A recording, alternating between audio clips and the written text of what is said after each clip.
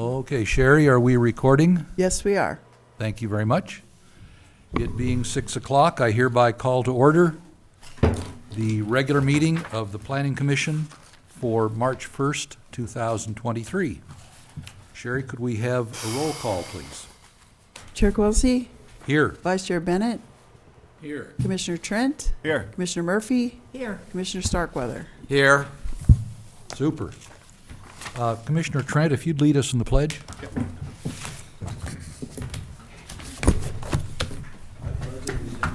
To the flag of the United States of America, to the republic which stands, one nation, under God, indivisible, with liberty and justice for all.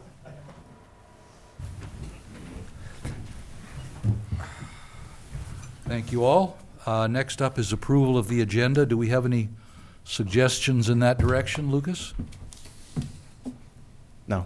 Very good. All right, we'll move on to public communication.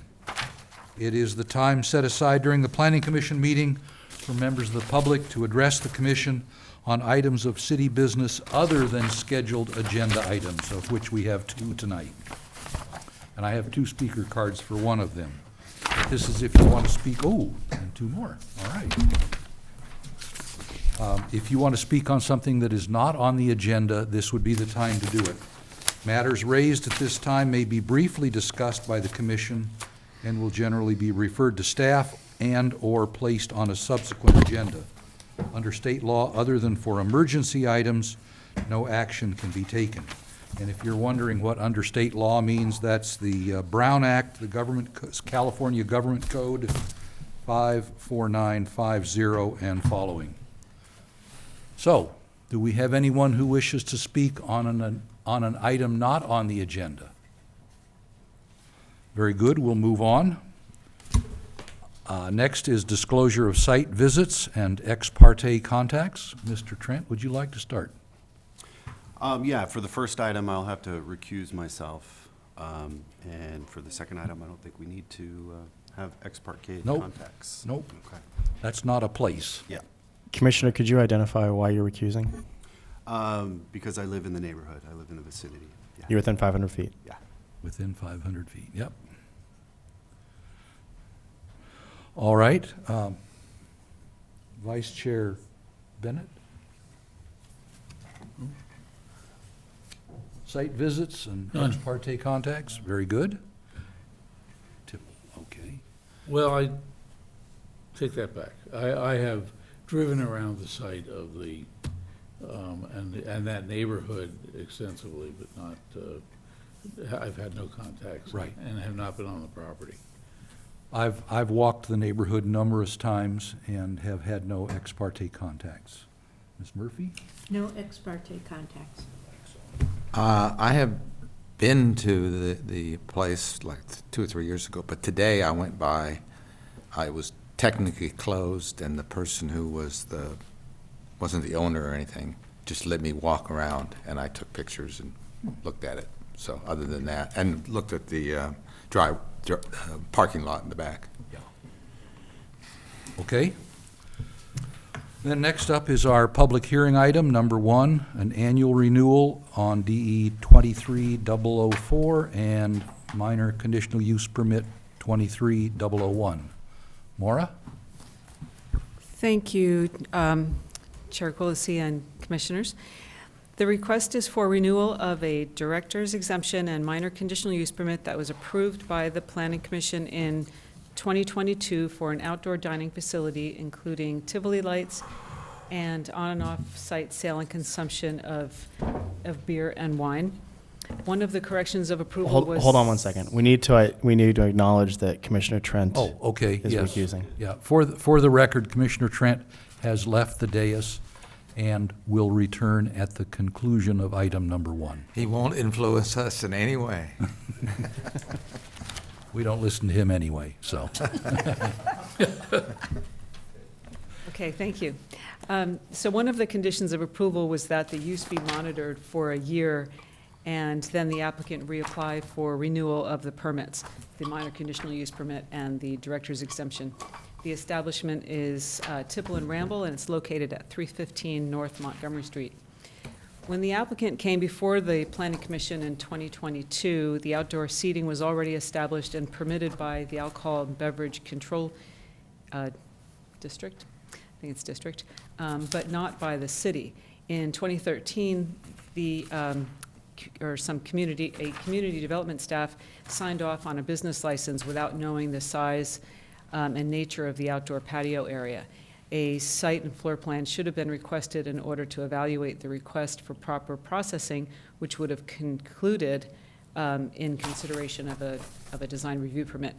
The reason I'm going through these details that some of the commissioners have heard before is because there are two commissioners here tonight that were not here at that time. So I thought I'd give you some background.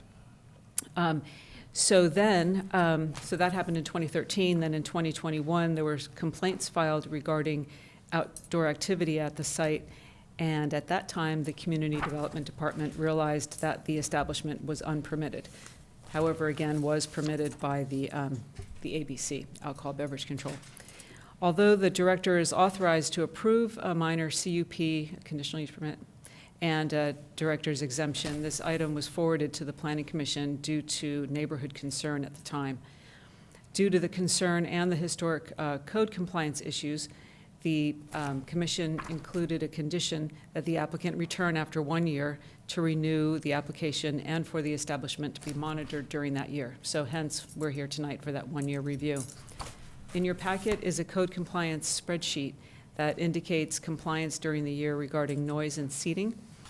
The applicant has also complied with some of the other, or all of the other conditions of approval, and I'll list just a couple because they were real specific to this site, and that is installing no smoking signs, installing parking directional sign, installing a bike rack, and also recording a parking agreement. These were some of the conditions that were included in the 2022 resolution, Planning Commission resolution. So currently, the ABC license for Tipple and Ramble is active until January 31st, 2024.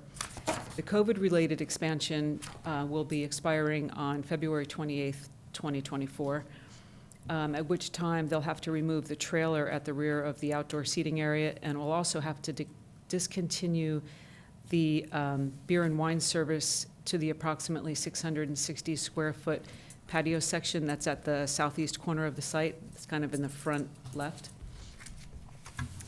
The purpose of this renewal and review by the commission is twofold. First, it provides a check-in, an opportunity to gauge whether the business has been operating within the parameters of their conditions of approval.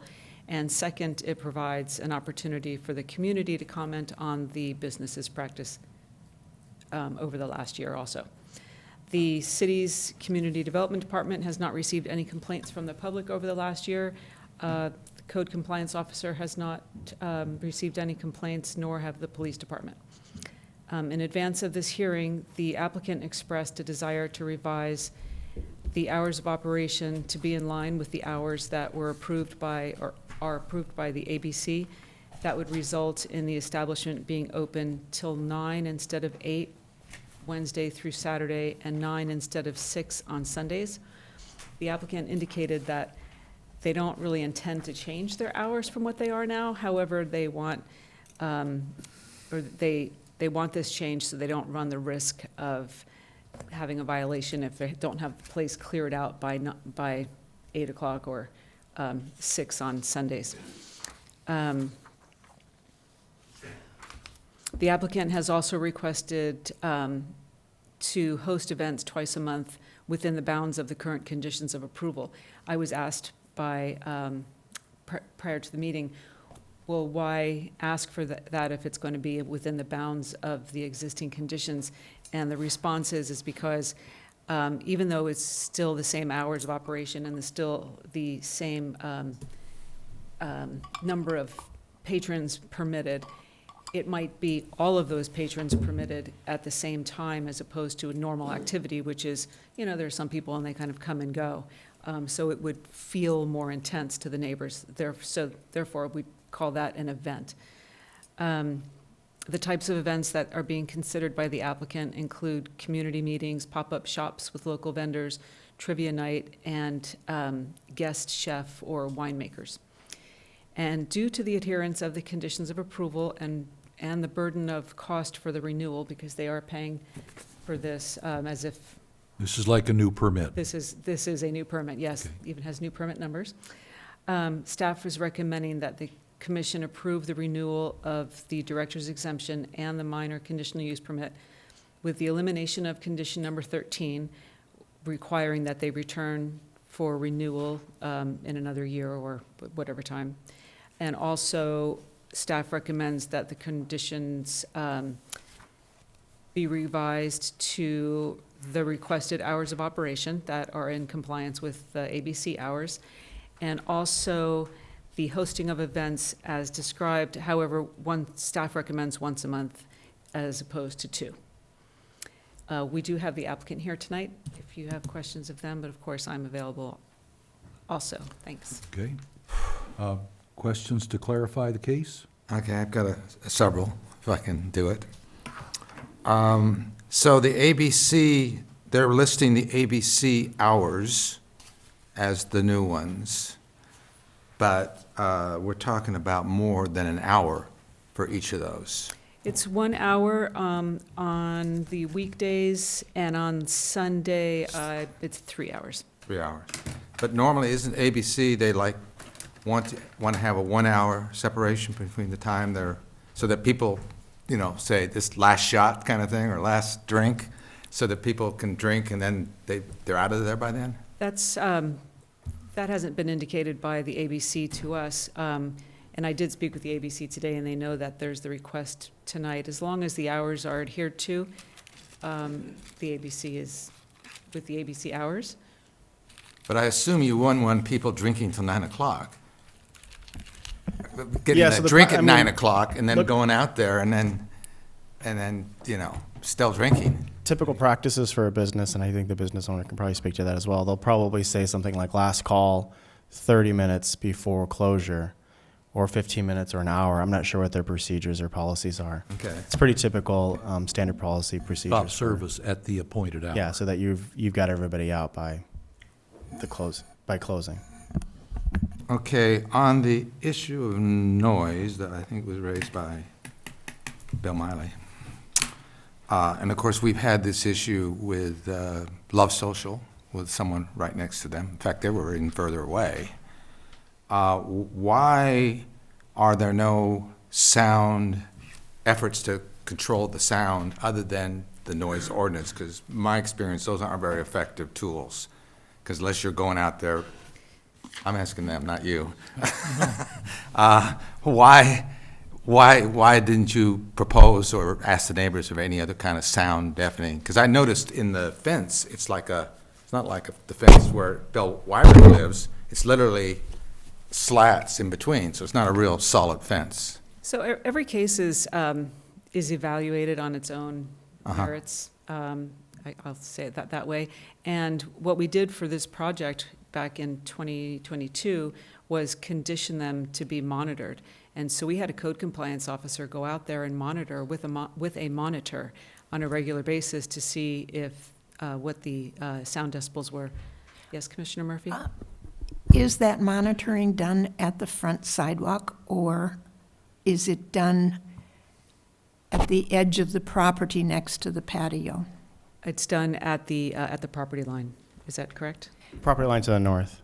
So the code compliance officer was instructed to do the monitoring at the edge of the property on the north side. On the north side, like adjacent to the patio area? No. No, No, the front of the north building. property Northern line. edge. Okay, the driveway is not where the noise is being created, so it doesn't seem to me that that's a very good place to monitor it. Well, it would be where the sound is traveling to, and if the sound is traveling to the neighbor to the north, then it would, so we're taking the sound to where out at the north property line, where the north neighbor adjoins. North neighbors. Right. That's So where you- the issues were raised. And the south line is right next to them, literally. I'm sorry? The house on the south is literally Yes, it's right. right next to them. It's a couple of feet Yep. Yeah. from the Okay. patio. Okay, we can follow up on any of that stuff. So you're adding two new things that we haven't tested. One is these events, and of course, trivia nights. I know those tend to be amplified to announce it. So we haven't tested that, and the other, of course, is that we don't know what the new hours would be, whether that would bother somebody. So but you're comfortable from your point of view that we give them a permanent conditional use permit, even though we've added more intense conditions? Because of their compliance over the last year, and because of the fact that this is a conditional use permit, which means that they're conditionally permitted to be there, and we have the municipal code requirements, the sound, the noise. Yes, we feel comfortable to, because it's a conditional use permit, this can be brought back to the planning commission at any time. I see. People can complain to the city, and then we can bring it back because it's not working in the neighborhood. How many complaints would trigger that response? Well, we have another use in the city that we've given them like a 3-strike. So, I mean, that's something that the planning commission we can talk about, and. Well, more than talk about, it's actually condition number 14. Oh, thank you. So there's a 3-strike, but consistent with, I can't remember the exact other business that I modeled this with, or that Mara modeled this with, but it's similar in terms of saying, look, you've got 3 chances. If you blow your 3 chances, then it comes back to this body, and we really evaluate what the issues are, which is to a certain degree similar to what was discussed a year ago before this body, when there were many examples of violations that had happened over the span of 8-10 years, I want to say, from Years, the for time in sure. which it was in operation. So it's under that same understanding that these conditions, with what we have recommended to this body, would have to be adhered to. If there's violations, we note those violations, and we keep those as a part of the record.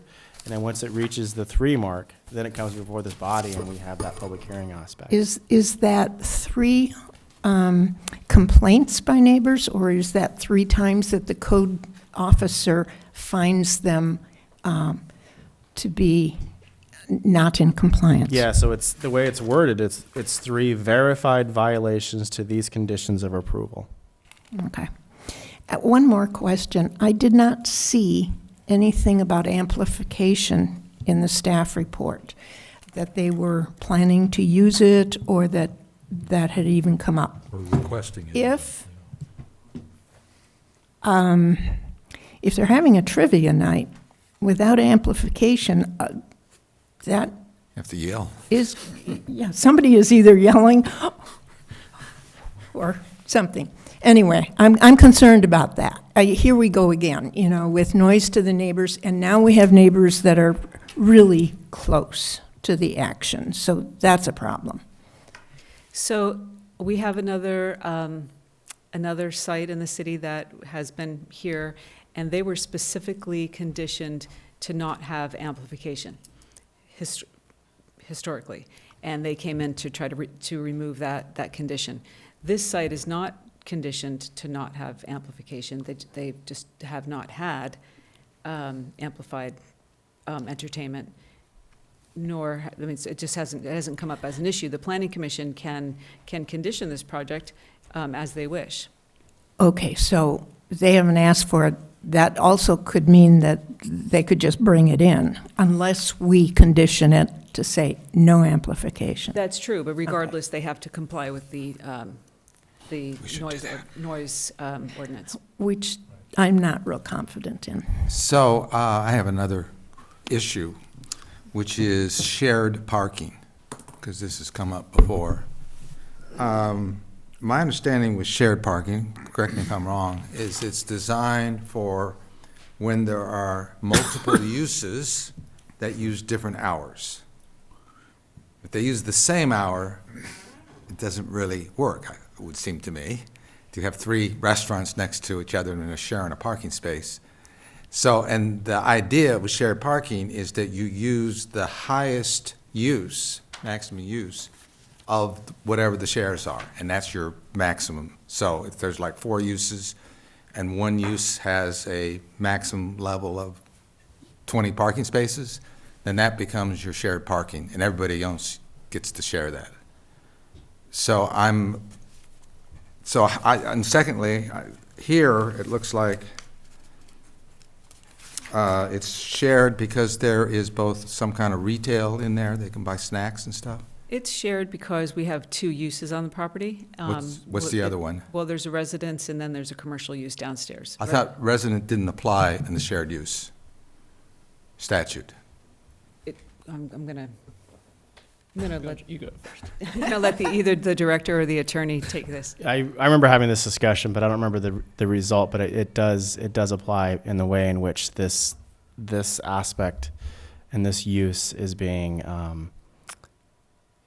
applied. I believe we actually used mixed use as a part of the parking versus, so it's 2 different uses being applied to, So one use is the residence that's upstairs, and Right. one use is the restaurant, and of course, the residence can come and go anytime. So Yeah, I mean- there's no like different times. residents, you tend to see peak periods, right? Morning and afternoon. Yeah, and this restaurant is open in the Restaurant. afternoon and evening, where the people would be parking normally. Yeah, not open on Mondays and Tuesdays. So, I would just jump in here and say that we had a pretty robust discussion, I think, when this came before the Planning Commission previously about how to interpret this code section. And as the Community Development Director said, that was the direction, or his suggestion, and this is the direction that the commission at that time provided. the commission provided, there wasn't some official decision by the attorney or something, how you interpreted it. Can't do that. Okay. So Attorney can the second advise. question is, so it includes a residence and it includes a restaurant. And according to here, the restaurant is 3 spaces for every 1,000 floor area. Okay. So that's the inside of the establishment, the inside of the restaurant. So how does the Out- outside account? Outdoor dining facilities aren't required to provide parking. Okay. So, Another quirk in the code.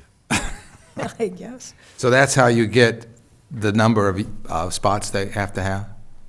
By the square footage of the commercial use downstairs and the residence upstairs, yes. And the commercial use includes just the dining part of it, or includes the whole? Now, I believe it's the entire square footage of the interior commercial space, I see, and that's how we got whatever the number is? yes. Okay. Outdoor dining facilities clarify don't that, have any 'cause we- parking requirements. Yeah. Yeah, I mean, a year ago, we had, like the attorney was saying, we had a fairly robust discussion over this. I get that there's, and this body, I believe, is probably still in that same category, in that camp of having concerns regarding the parking, but our code is written to allow some leniency there, and that's what's built in. Now, the outdoor dining is kind of an interesting quirk. In all the cities I've worked in, I've never seen that, so it's a little unusual.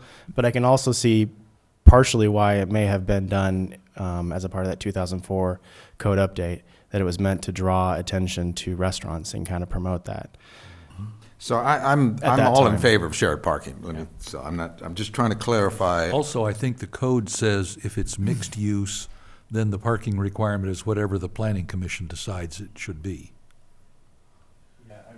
Just about to pull up that code section. Give me a minute. So I've got it in front of me here, table 3.6. So, under use, 14. huh?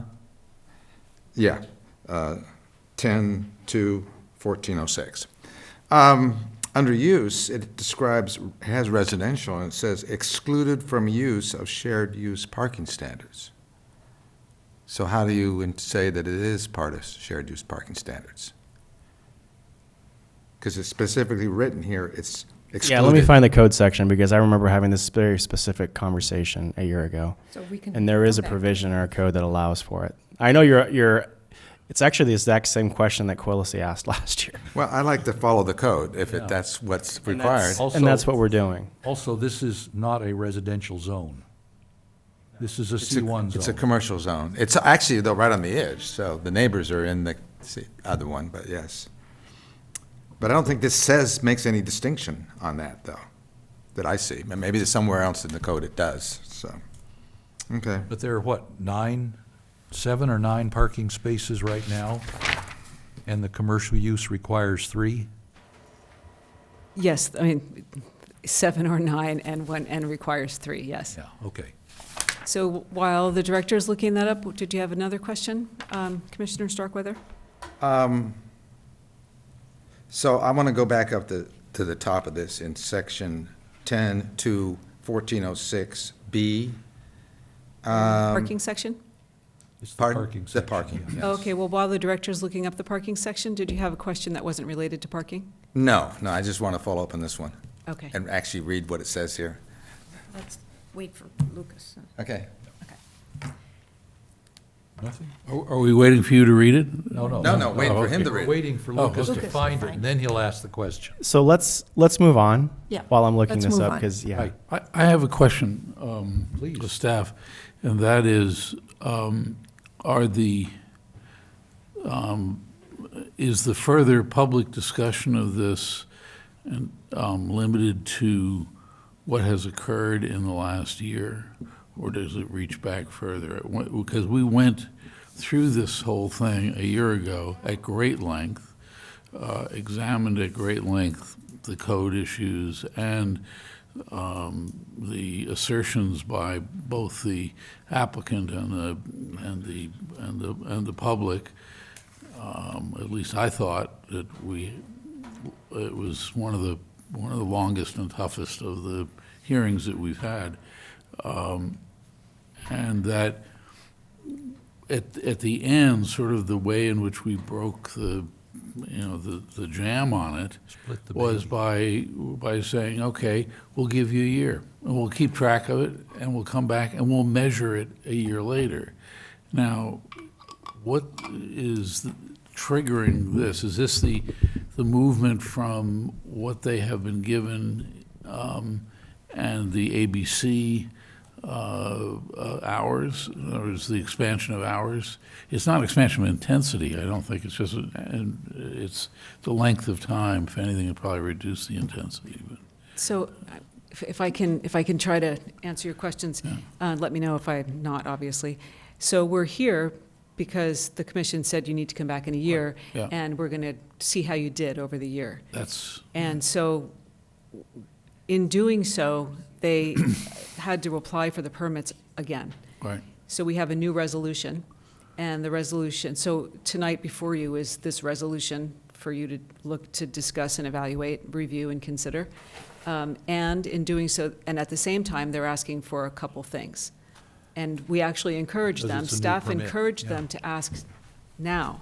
Since we're going to the planning commission, Yeah. you want more hours, you want this to host events, let's put it before the planning commission tonight, because we're going to the planning commission tonight. And staff evaluated those requests, and we've recommended approval. However, approval of one hosted event as opposed to 2. And since they already had since the ABC, or I'll just say, we're recommending approval also of the increase in hours. And even though the applicant is saying that they don't intend to necessarily use that extended time, but they want to be able to have a little fluff time, or, not have to, Graceful shutdown. yeah, thank you. Even though that's their intention today, approving it approves it. So they can then go up to that full time.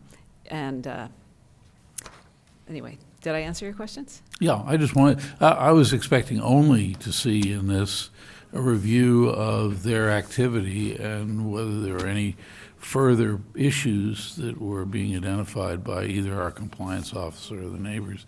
And we haven't seen any correspondence which indicates at this point the neighbors. That doesn't mean they might not be here and have something Right. to say, but So my staff report concluded that they were monitored for a year, and they were in compliance with everything that was in the resolution. And also, I've let you know that we have not received any complaints. Okay, is the frequency of events in one of the conditions of approval? Yes. Of approval? I thought I saw it, but I don't see it now. It is number 3. The approval allows It went right by it. Okay. once a month, and you had a correction actually prior to the meeting of the word once-a, in the first sentence of condition number 3. Condition 3 does not mention a frequency of events. Yes, it says a maximum of once a month. I'm sorry, am I looking at the wrong resolution? Maybe. I am, I'm looking at 2203, my apologies. Event rather than events? No Good wonder I catch, we'll couldn't get rid find of that S. Yes. In the whereases, page 2, halfway down.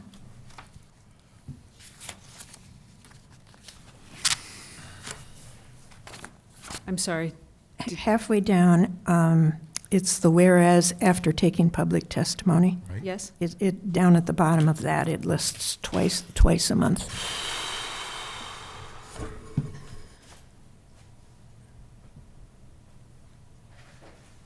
Thank you. And then condition 3 says once. So, Yes. but this will be corrected. Yes.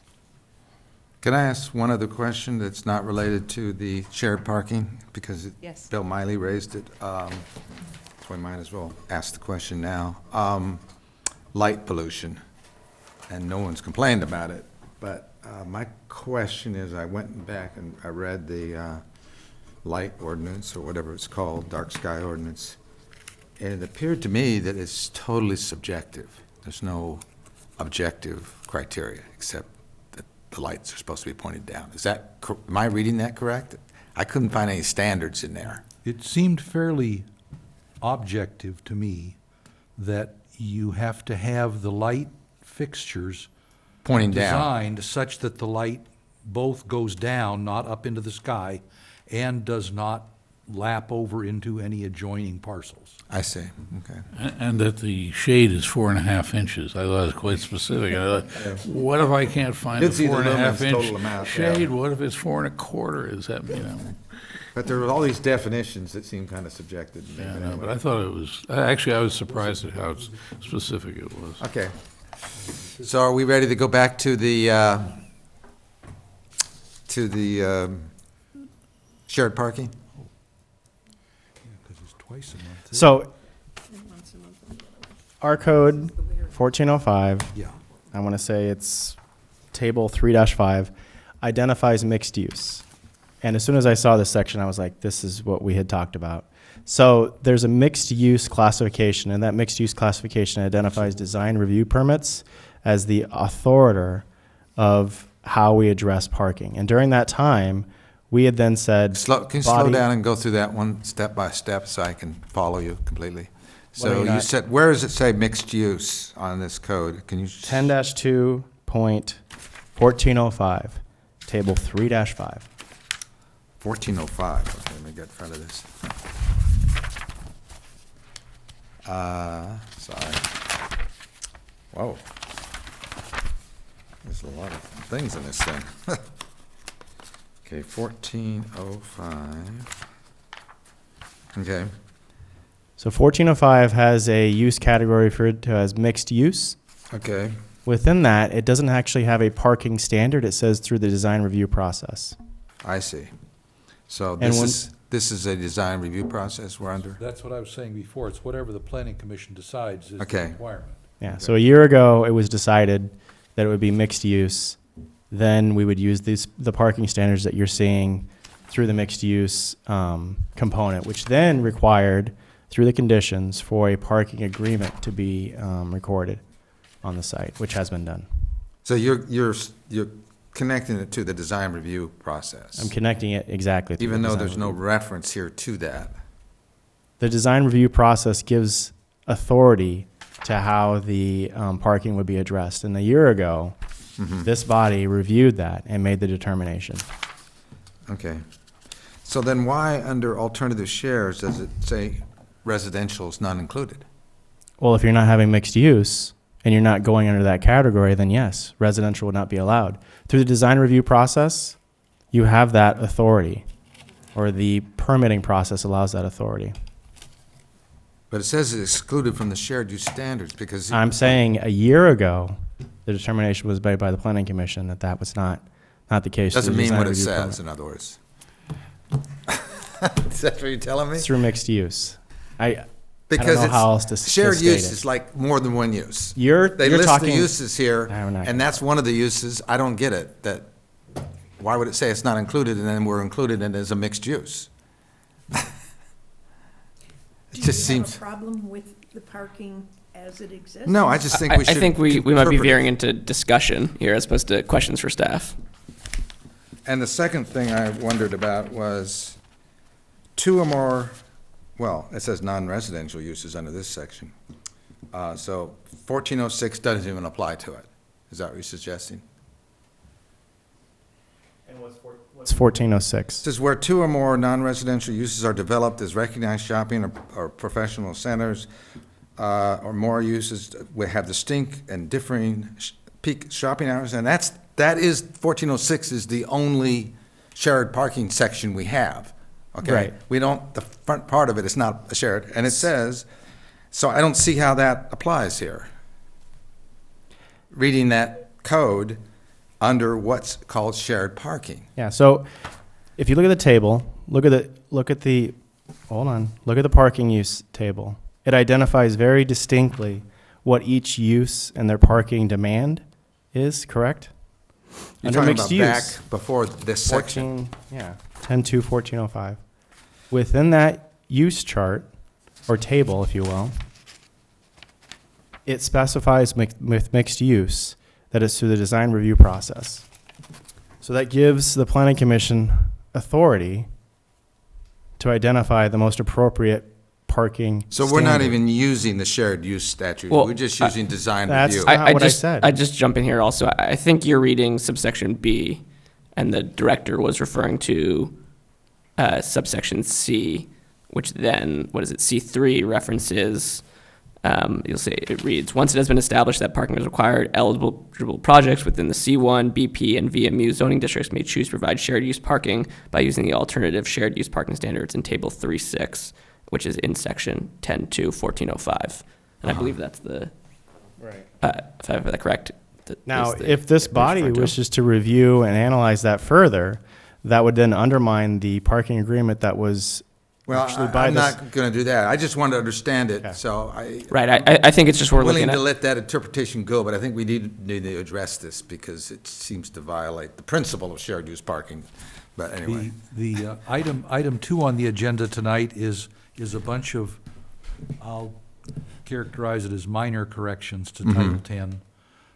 And in the process of finding those things, we found a bunch of other things that are really more policy-oriented questions, which we have not, as a body, taken up yet. That could be one. Okay.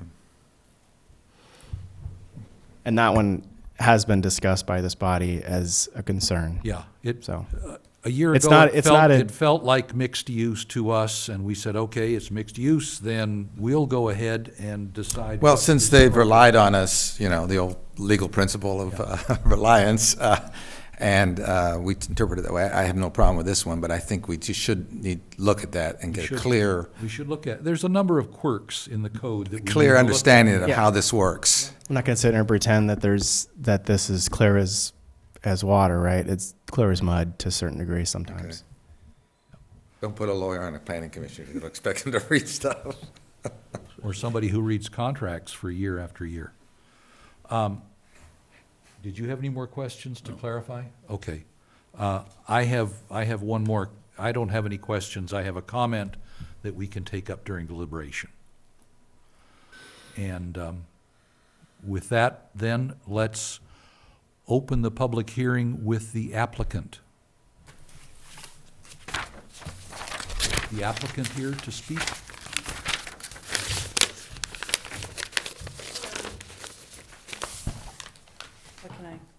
What can I answer? You don't have the normal 3-minute limit Okay. because you're the applicant. And your name? I'm Sune Goldstein. Okay.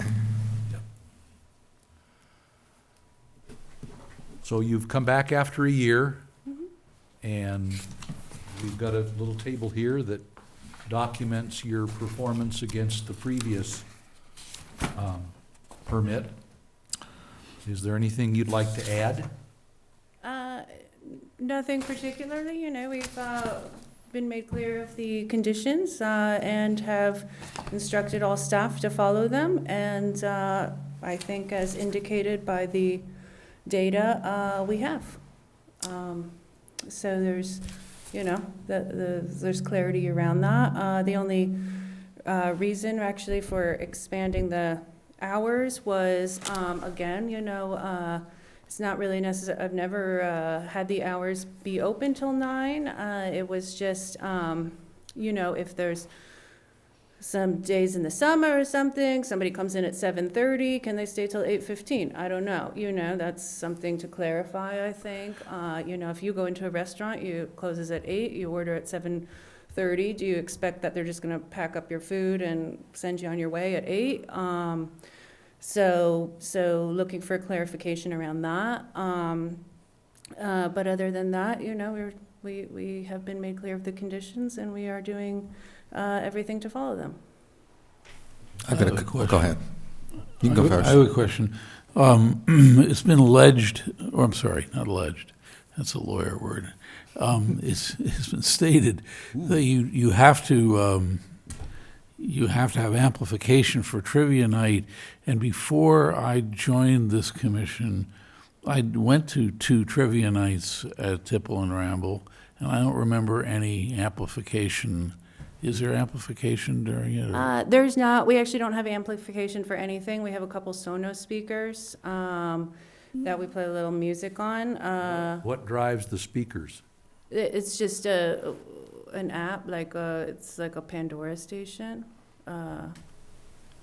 It's an But amplified. anyway, my question was specific about the I think we're getting a little bit hung up on trivia. That was like an Trivia. example of something. Perhaps we've maybe done it 2 times. Usually it's actually inside. It's a couple people, like they made up their own questions, and there's like 7 people there. This is not like a major event in any way. I think, anyone who's been to a trivia, that is, it's just like a friendly sort of thing with, no, I yeah. know. It's not meant to be a big event in any way. So since you don't use amplification, you would not have a problem with us not restricting it to not having amplification? Yeah, I mean, we've never had any, like, if Okay. you're talking about amplified music, we have 2 speakers that, play a little like jazz music. But you're not having a mic and people No, and we playing haven't ever music. had live, we don't plan to do live music. There's no, there's no sort of, it's just a, Yeah, I've been to the, not on purpose, but trivia night at the Deer Lodge, eating outdoors, and they do use mics, and it is pretty loud. But of course, they don't have neighbors right next to them either. I was one of the 7 people I think that Sune is referring to. Yeah, it- who that's was a, there, you and know, there was kind of a no small there was no space. amplification. It was pretty Yeah, okay. pretty calm. And we've had this discussion before. Yeah. I still don't see why we don't just go with the noise ordinance. If speech or music is amplified or not amplified, it still has to meet the noise ordinance. We're not deliberating yet. No, I have a counter to that, but I don't want to get it interfere with our okay. witness. Any other questions for the applicant? She's not a witness; she's an applicant. Oh, okay. Everybody's a witness. Okay, thank you very much. all ma'am. right, thank you. And we have 3 speaker cards for item number 1. I'll take them in the order they were given to me. Sean McDermott. After that, Pamela Grau and Heather Stebo?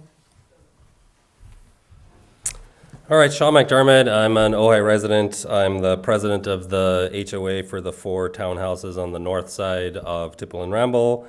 And for proximity context, my patio is about 20 feet from the outdoor patio seating. Across the driveway and over the wall. Across the driveway and over the wall, exactly. First of all, I want to say thank you to Sine and to the city for the hard work from 1 year ago, addressing many of our complaints. Over the last year, we have not had any late night parties, only one incident of music, loud music, and no shouting at the neighbors. So things have gotten better. The top remaining issue with the bar at this point is the noise that customers generate. I have some sympathy for Sine since she is not in control of how much noise that people make while drinking and hanging out with friends. However, the noise is consistently high and problematic for us next door. Even though the city's noise measurements over this past year were taken from the HOA property closest to the street and not taken from our property or John Gale's on the other side, who are the 2 properties on either side of the patio, the city still got a sustained noise reading of 63 decibels and a couple more at 55, which is very loud for speech. This reading is remarkable because people talking and laughing is not sustained noise, and the noise with a decibel meter gets averaged out. The readings would also likely have been higher at either of our properties. We do want to be reasonable neighbors, and we have looked into ways to lessen the sound impact. Our landscaper contacted the city to see what was possible to extend our wall to block additional sound, but the wall is already at the max height between the properties. The best place to address noise reduction is at the source of the noise at the back patio. My request to the Planning Commission is to consider a requirement to place a 6-foot solid wall around the patio area with appropriate sound deadening materials and plants within the area. This would significantly capture and reduce the sound impact emerging from the bar. Today, there is a decorative wooden fence around the area through which the sound easily travels. This request is to replace the fence with a wall. There is no doubt that the 1-year renewal requirement for the permit was a factor in the immediate correction of previous concerns. Given that there is an ongoing sound issue and that the owner is requesting an expansion of an already disruptive business that will include potentially more hours and potentially more noise with events, which is an expansion of intensity, we will also request that the new permit only be issued for 1 year. Otherwise, any of these allowances, if problematic, cannot be corrected. We expect that this will keep things in compliance and give an opportunity for further review, to further review the changes we seek on noise mitigation. Thank you. Thank you, sir. Pamela Grau? Hi, I'm the owner of Tipple and Ramble, of that property on Montgomery Street. I have to say, it's really upsetting. I've spent $1,200 this year dealing with legal fees over the parking parking agreement that I was originally given to sign, and had to have that reevaluated to make it legal. I think that my tenant is being punished for having a business in a place where only a business can be. It's a commercial use property. The people who bought condos next to that should have been aware that they were, it's like in New York, you don't expect there not to be noise if you live in the city. Ojai's not a big city, and this is not a really noisy business. So I'm really disheartened by the position you've taken on that. The noise levels have been repeatedly low relative to how they have been in the past. The parking has never been an issue at all. There's always available spaces there. And the city has spent countless hours. I mean, the resources that have been spent on this issue, it's really shameful. I mean, I've met with Lucas, I don't know, 5 times maybe, 4 or 5 times, and Mara, and my tenant, who is doing her best to run a company here in Ojai, has to pay $900 every year to come back to be reviewed. I mean, if you're going to call her back annually, I wish you would waiver those fees, because that's kind of extortion to have something where people have to come back and pay every year when there's no problem. anyhow, I really am at loss to say what I'm feeling. Thank you. Yes. Comments? I actually have another question to the applicant, but maybe you can answer it for me. Go ahead. This shared parking is public parking, from what I understand. It is not public parking. It is private parking. I think the agreement says it has to be public parking. Is that correct? So it's public parking during the day. However, at night, just like you would like the Fitzgerald Plaza or Vaughn's, there's signs posted that identify that there's no overnight parking. So patrons of the business, obviously the residential use and aspect, they have access to that parking 24 hours a day for obvious reasons. So the public has access to it in non-business hours, Not according... the patrons of Patrons the business. of the business. Okay, so why does the thing mentioned, I can't find it now, the exact language. I mean, this is a business and a house. The parking lot should be used for that business and for the resident.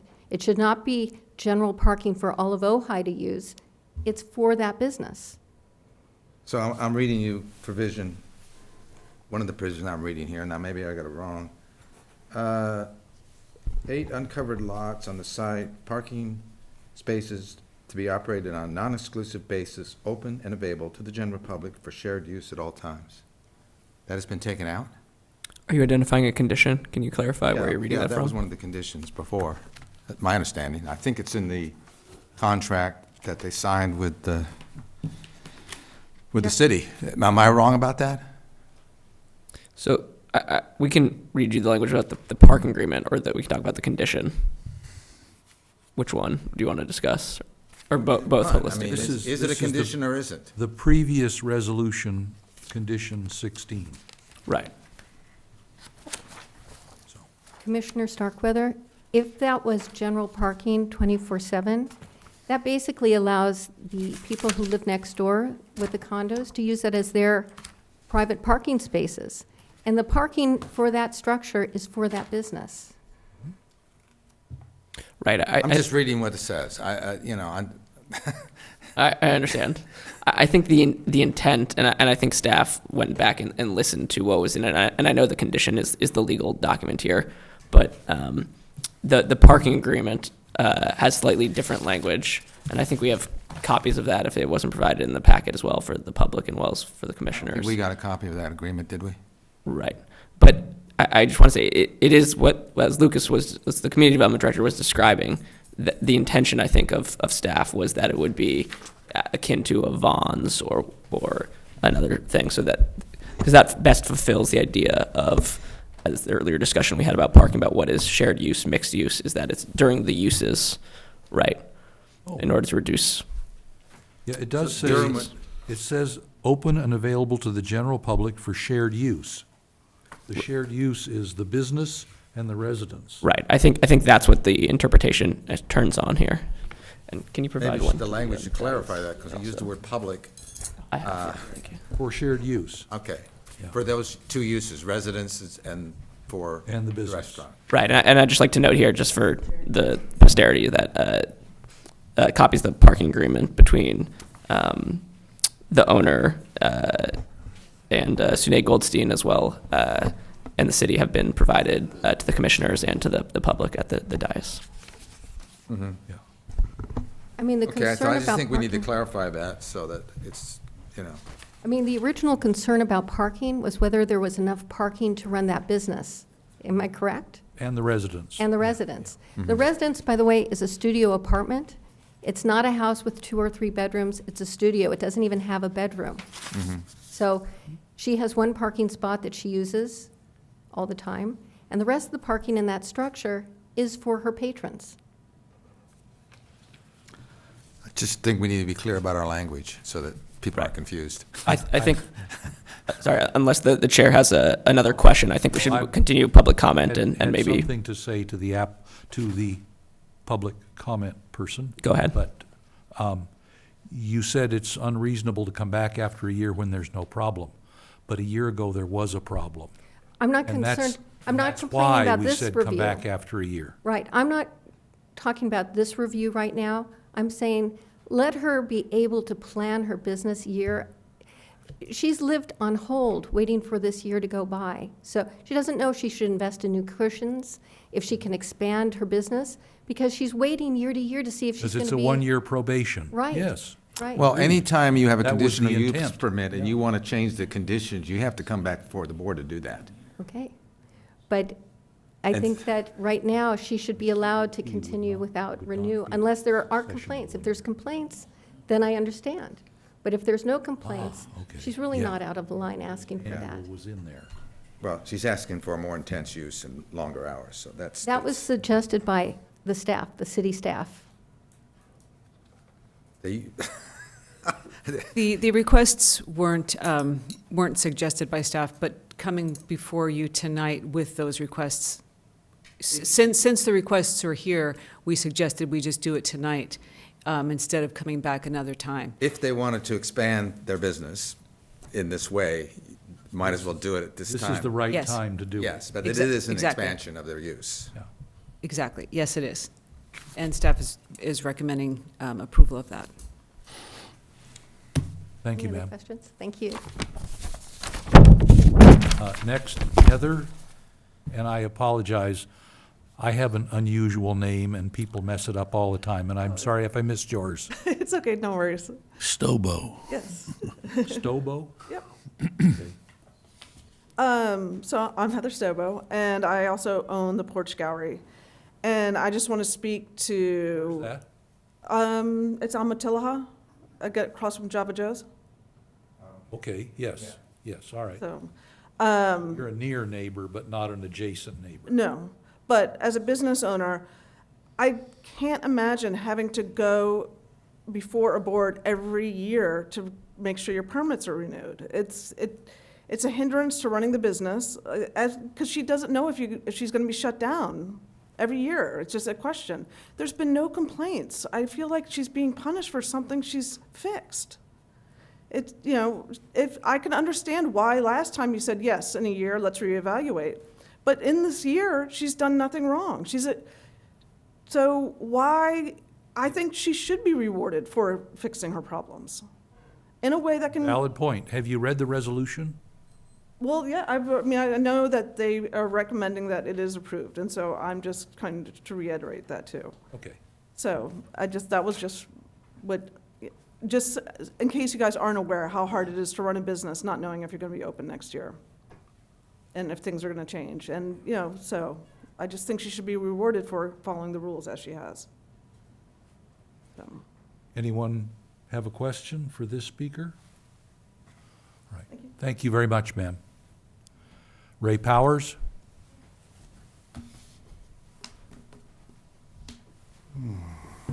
Hello, Commissioners. I'm Ray Powers, Former commissioner. former Commissioner. Some of what I have to say is going to be very popular. I'm sure I will hear from it as, you're the liaison for City of Peace. How can you speak like that? But this particular case, and of course it's because of my relations with Pamela and speaking about this frequently, about this business and location has raised my cackles and my fierceness a little bit. First of all, it's really hard to hear the redundancy of some of the conversation tonight.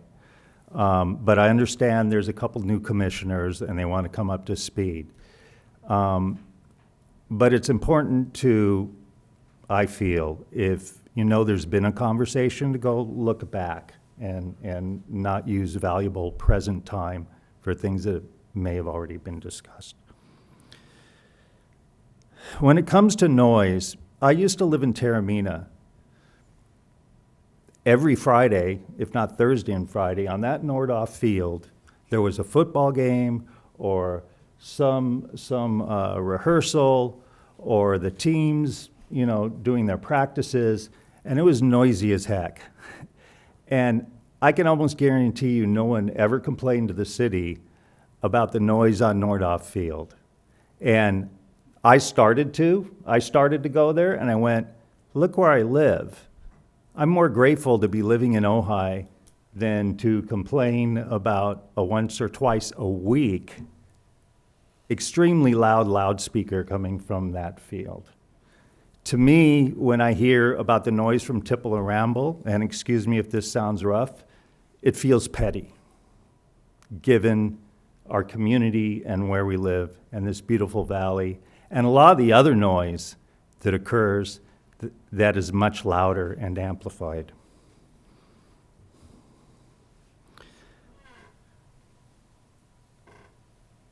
I don't think having 2 small events per month is I think it's a minor request. And given the inconvenience and loss of revenue the business owner has accrued the last couple of years due to being watchdogged, she's been more than patient enduring this oversight. Sine lives there and has a right to live her personal life there as a resident and have guests there after hours and play music after hours, just like any resident would have on her home. And there hasn't been a complaint there, but that could be a lot louder than the little bit of noise that happens every now and then at the business. I know my time is up. I have more to say, but I won't. I just encourage you to vote for the exemption of not having to have to come and renew her permit every year. Very good. Thank you, Ray. Is there anyone else here present who wishes to speak on item 1? I did submit a card. I have 2 cards. I have one for you on item 2 and one on item 3, sir. This is item 2, right? 1 and 2. No, this is item 1. But whichever one you'd like to speak on. I'm sorry. I always had trouble with that. But before then we have the next public commenter, I believe we also potentially have people phoning in as well, so we'll just have to know that right. before we. I'd like to get all persons present, and then if we have anybody online, we'll take that too. Okay. Hello, my name is Bill Miley. My comments come from participating in last year's Planning Commission hearings. My concerns then, and still now, are the impacts of business with outside public customership has on adjacent neighbors. Illumination, sound, parking, and front sidewalk activities. There are 2 key new concerns. I'm challenging the maximum decibel level that's used and also the request for larger events. Sound, noise transmission is always a concern within a city, and in a closed, mixed zone neighborhood. Single time monitoring by the code officer is momentary, and in my opinion is minimally acceptable. One officer visit for maybe 10 minutes during open hours of 6 or more is hardly monitoring. The city noise ordinance decibel limits, in my opinion, are somewhat ambiguous. 65 for commercial and 55 for residential during the day. As I understand, a residential structure perimeter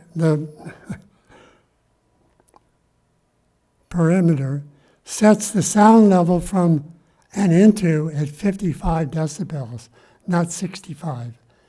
Any sound beyond that level which exceeds 15 minutes 5.1 violates the ordinance. I believe it should be measured at 55. However, sound levels which exceed ordinance standards must be measured in order for them to be enforced. No ongoing measurement equals no violation, no enforcement, except for complaints.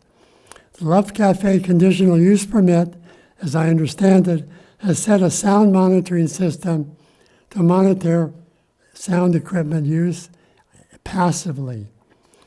With Tipple and Ramble's perimeter so close on 3 sides to residential zoning, the likelihood of sound turning into noise is probable. A requirement for passive sound monitoring should be built into the permit, similar to what is required of Love Cafe, I believe Rancho Inn, and the Libby Bowl.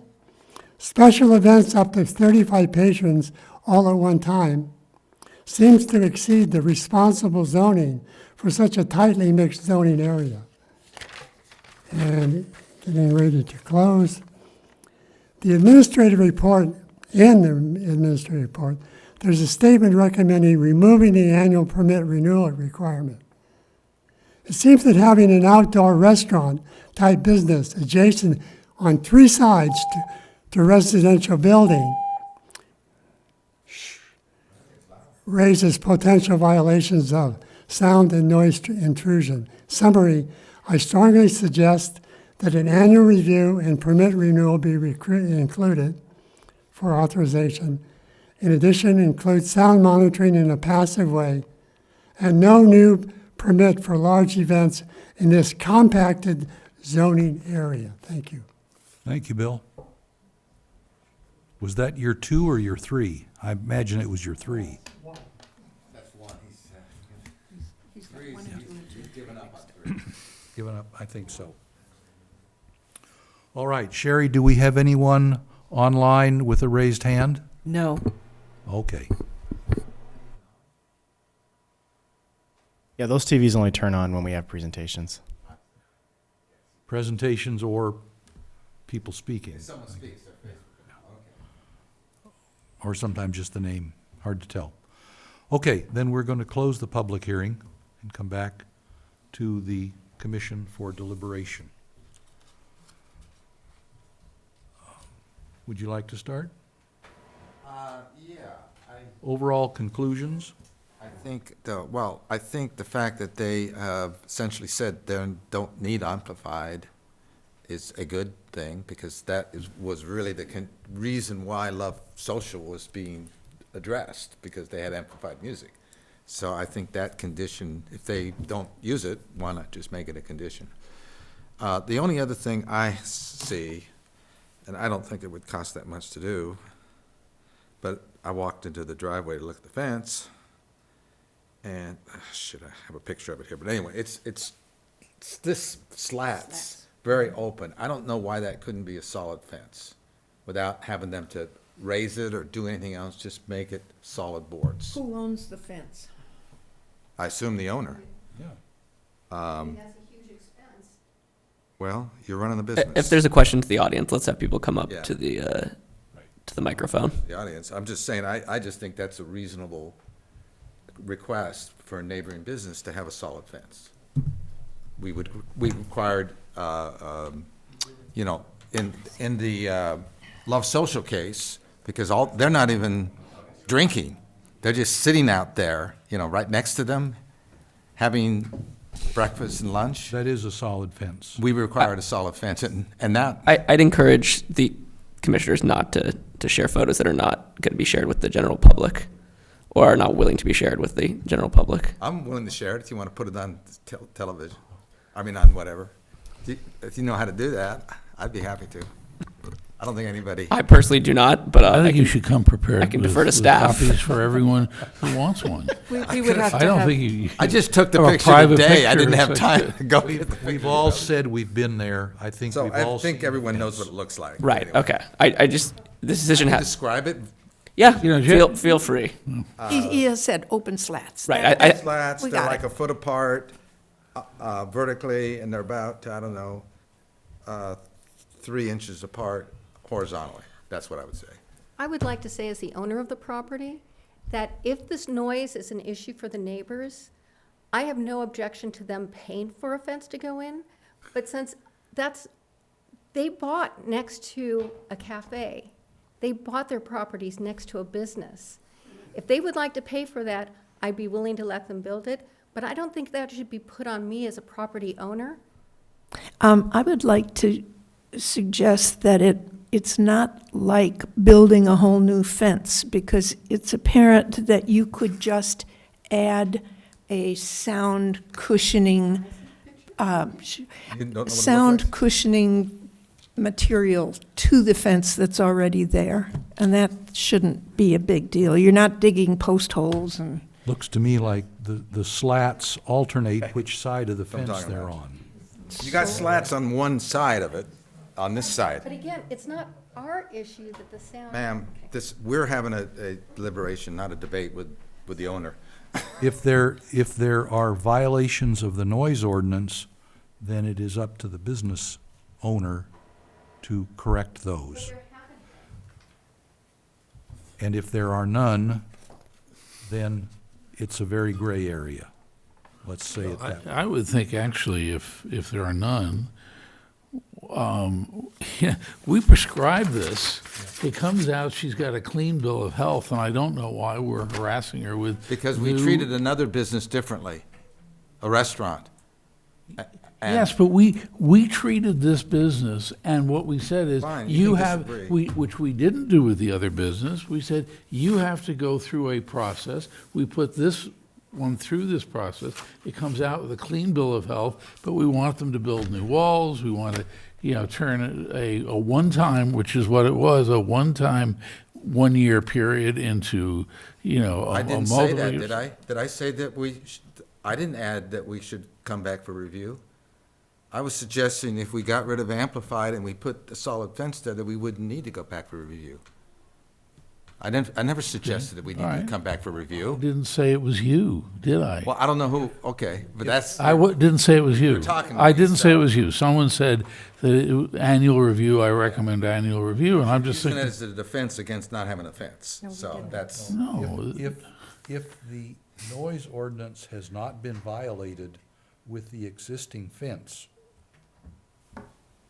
then, sorry, if the noise ordinance has not been violated with the existing fence, I don't see the rationale for requiring, the rationale was we're A making different it fence. later at night, and sound tends to travel further at night. okay, And- we don't have any record of violations of the No, noise but ordinance. this is a new use. And A new use is coming from, what, 6 to 9 on Sunday? That's 3 hours. I agree, that is 3 hours. Yeah. But And I think if there have from, been no violations, and Okay, if well, there you have can vote been no against it. I just think complaints. they ought to have a solid fence. You can disagree. Okay. Okay. Your thoughts?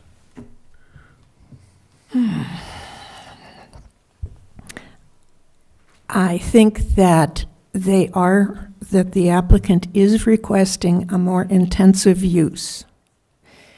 The events worry me a little bit, but I am happy to put in a condition saying no amplification.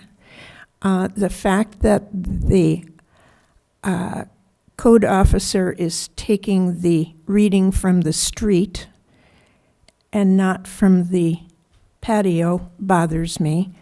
What I would, I thought it was that the noise measurements were being taken at the north at the street, property edge. At Is the that right? property line, the north property line. is that next to the condos then? Yes. Yes, it is. So it front of is it, next or- to the patio, or is it in the front of It's the across building? the driveway from No. the patio, next to the wall that separates Right. this This- business from the condo. Okay. Side property line.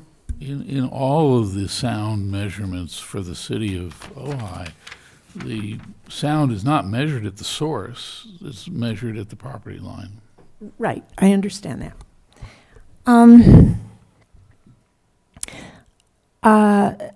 I would like to verify that if we remove the yearly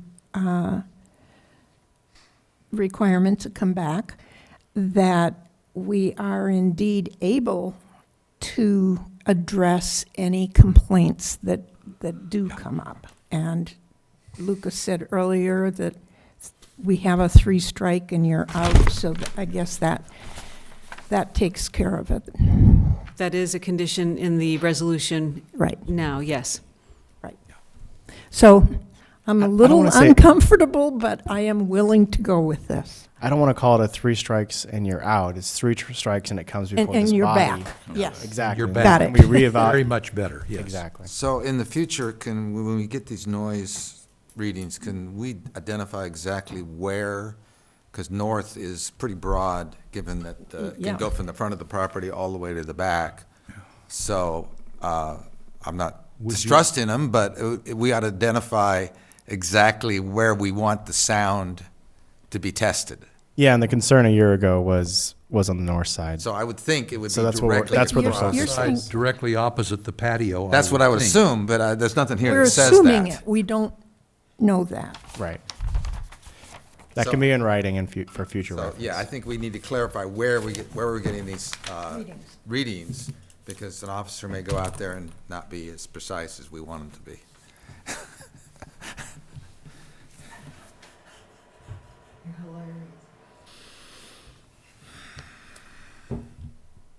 Sir, your thoughts? We're deliberating. I think I said it, and that is, this is a textbook of them being responsible. We asked for a lot, the community asked for a lot. We boiled that down to things which were then put in the resolution, which we voted on. And the applicant has asked, we are presented by our staff report, and we have, this is a very different hearing than we had a year ago. It is. And I think this is, I think it's marvelous. I think reaching back and sort of saying we want to hang on this applicant, something other than the 65, 55 decibel rule the city uses. I just think this is not the time and place to do that. I think if we want to look at sound again, we can look at sound again. But I don't think it should be done within the context of this, because we have been using 55 and 65 for everything else. And so I look at it and think I thought this was going to be a 5-minute hearing, because I really thought this is the best report you could possibly get. And all we're doing is going to review the behavior in the past year, and they've asked for a fairly reasonable extension of the hours, which the ABC was willing to give. And, 8 o'clock is not exactly a late night. So I thought this is. Nor this is a 9 quick- o'clock. Nor is 9 o'clock, yeah, so, anyway, I recommend that we approve it. Okay. Very good. And I did not know that they were doing no amplification. And I think that, to the extent that there is a concern about sound, the absence of amplified live music is, certainly for many an improvement. Okay.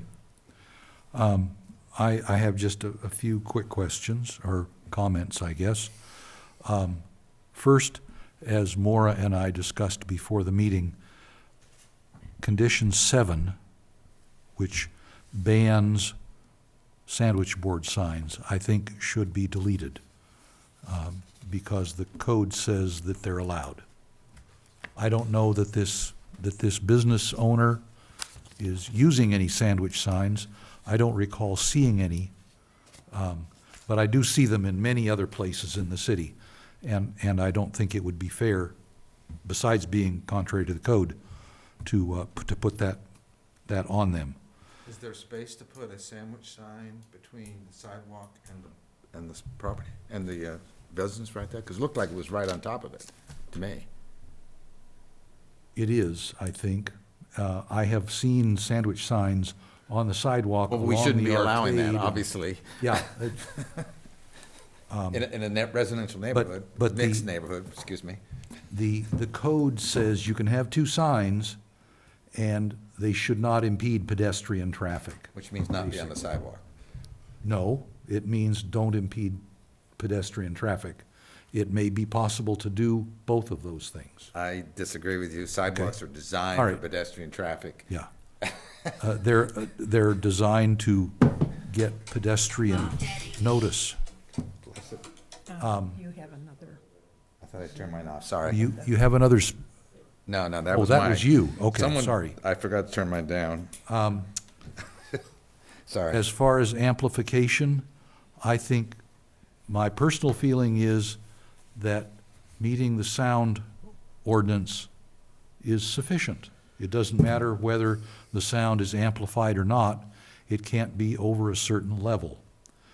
But I don't object to putting it in if the business owner says she's not gonna use it anyway. Third thing was, I would like to see something in condition 14, that's attachment A, page 5, bottom paragraph, to just specify a measurement location if there is a complaint and the compliance officer goes out to take a measurement. Conceivably, a measurement along the north property line at the west end of the property could be sufficiently far from the outdoor patio that the measurement would be meaningless. So Mid-property. I'd say directly north of the patio, something of that sort, at the north property line. Other than that, and I see the staff recommendation of one event a month, and if the business still does not generate complaints in the neighborhood, then a request to change that would be in order. I recognize that that would require another hearing, probably, although it may be a minor enough change that a director's exemption could take care of it. I don't know. Not going there at the moment. I'm happy with once a month. I'm happy if we delete condition 7. I would be happy if we specify a location in condition 14. I commend the business owner for being a good neighbor for this past year. That, I conclude, because there have been no complaints. And I would therefore, with these small changes, I would be happy to go ahead and approve this as it stands and make the conditional use permit permanent. I've got a question about noise ordinance. I'm sorry, but I'm new here for this. I just want to clarify. So in section 51103A talks about it's unlawful for any person to make or permit to make any noise which is unreasonably disturbs the peace and quiet of the neighborhood, except as otherwise provided no permit shall be issued for any activity that may violate that section. Then the second part has B, the factors to look at. So these are more like a design review approach, you would look at. And then they have the second thing, a second set of standards, which is the actual dB numbers. The limits. So it seems to me that both of those standards apply. One is an absolute standard, you can't exceed those limits. Yeah. But you could still violate the standard by meeting these other objective things, like the sound levels, ambient noise, the nature of the zoning. I mean, they have a whole list of things that could make a difference. Am I reading that wrong? Yeah, 51103 is where the noise standard is. Yeah, so the it general talks noise regulations, right? Yeah, so these are like what we call AMP. reasonable standards, that you apply in law, that you have to decide objectively whether you reasonably violate that. Then we have, in addition to that, we have actual numbers that if you violate those, you're definitely violating. Am I reading that wrong? I mean, the number is what when co-compliance or just community development is going out and looking for compliance, that's where we start. These are going through kind of subjective aspects. Well, the duration, Which is the noise is not subjective. Yeah, not uncommon in our code to have such aspects. So Pardon? it's not uncommon in our code to Yes, have okay. such So in aspects. evaluating noise, these are part of the criteria we look at in addition to the decibels. Right, So it's not just decibels alone. You might generate complaints without violating the decibel number. Yes, I just wanted to be clear about that. Okay. Yeah. You're exactly right, that's the reasonableness standard, and you can tell if that's been violated because there are complaints. Yeah. Okay. I would like to move that we accept the staff's recommendations with Mr. Quillisi's minor adjustments On 7 and 14, yeah. along with the condition of not having amplified music or amplification. we could So the we conditions- could rewrite 7 then to include no amplification of Can you, figure speech. can you repeat those? Because I wasn't, you weren't making a motion, so I wasn't listening to it in that sense. I can read them to you if you'd like. Chair Quillisi. Sure. So there's actually 5. There's remove condition of approval number 7. There's an include a condition for no amplification. Condition number 14, specify the measurement location. For an example, would be like directly north of the patio. North, yes. Directly north of the patio at the property line, yeah. Number 4, have the events be once a month, which is already included in the conditions of approval. That's in 3. Right, and number 5, eliminate number 13, which is also, which is in the staff recommendation. And number 13 is to not have to come back for a renewal in 1 year. Right, the new 13 eliminates the old 13. Right. Yeah. That's it, thank you. Is that a motion? I did move. Second? Very good. We have a motion and a second. Any more discussion? I would have preferred the fence, but I'm a reasonable person, and I prefer that the fence get filled in, but only if we have problems down the road. If we That have- would be yeah, a if we have solution. complaints, yeah. Right. I also liked Mr. Miley's suggestion of the passive sound decibel reader. But again, only if there are complaints. If we run into trouble going down the path, that's the kind of mediation that I would look for. That would be something to consider if there are 3 complaints and the case comes back to the Yes. commission. Okay? Very good. Sherry, let's have a roll call on number 1, please. Quillisi, Yes. Bennett, Yes. Murphy, Yes. Starkweather. yes. There you go. Commissioner Trent can come back to the dais. Continue to do good. All right, let's move on to item 2, Have Commissioner Trent come back. and, oh, yes, and Commissioner Trent will be returning to the dais Restroom.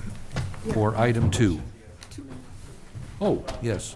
All right, we'll take a 5-minute break here and restart the meeting.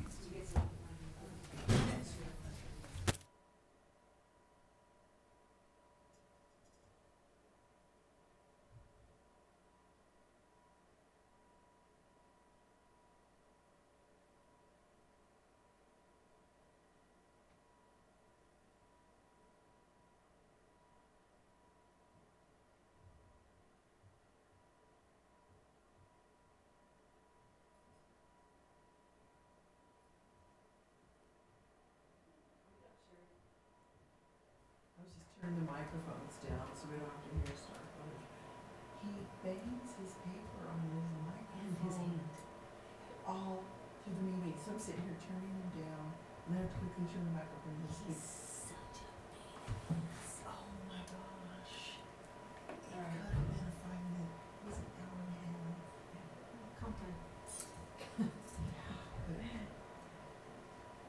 He's trying to find problems with the harmony, he just wants to seem like he's smarter than staff or something. It also sounds like he's talking to somebody.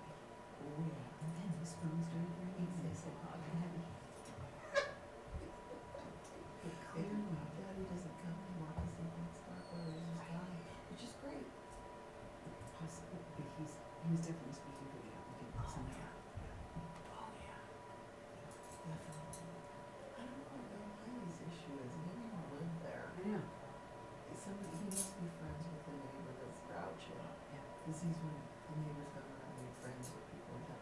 But literally, they've been there since 2013, and we didn't get complaints till the guy moved in 2021. I think we should, too bad we can't point that out, like, it was 8 years, 13, 8 years. Yeah. Well, Lucas said something about that. He said, but he didn't say, we didn't get any complaints. Right. The whole 8 years. Right. Okay. Have a good night, drive careful Thank on the you. way in. I won't be back till Monday. Oh, yeah, I have a my good time. answer coming, so If you need me, please I'll call you, yeah, if I need, but I know, available. I think it'll all be good. I'm Okay. pretty comfortable with that, Okay. the packet. Okay, Have a fun time. You Thanks. do come back Monday, though? Yeah. Okay. Yeah. All right, see ya. Good long weekend.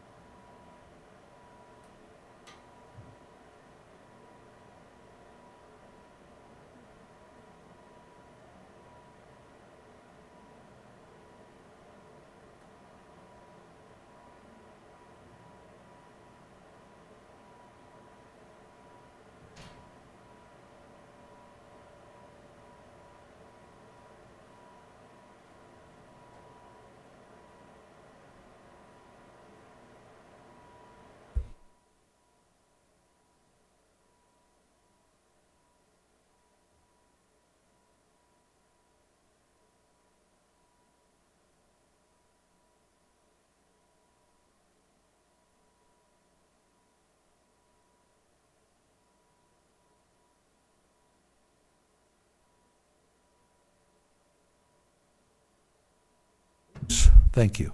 Sherry, let's restart the meeting at 7:31.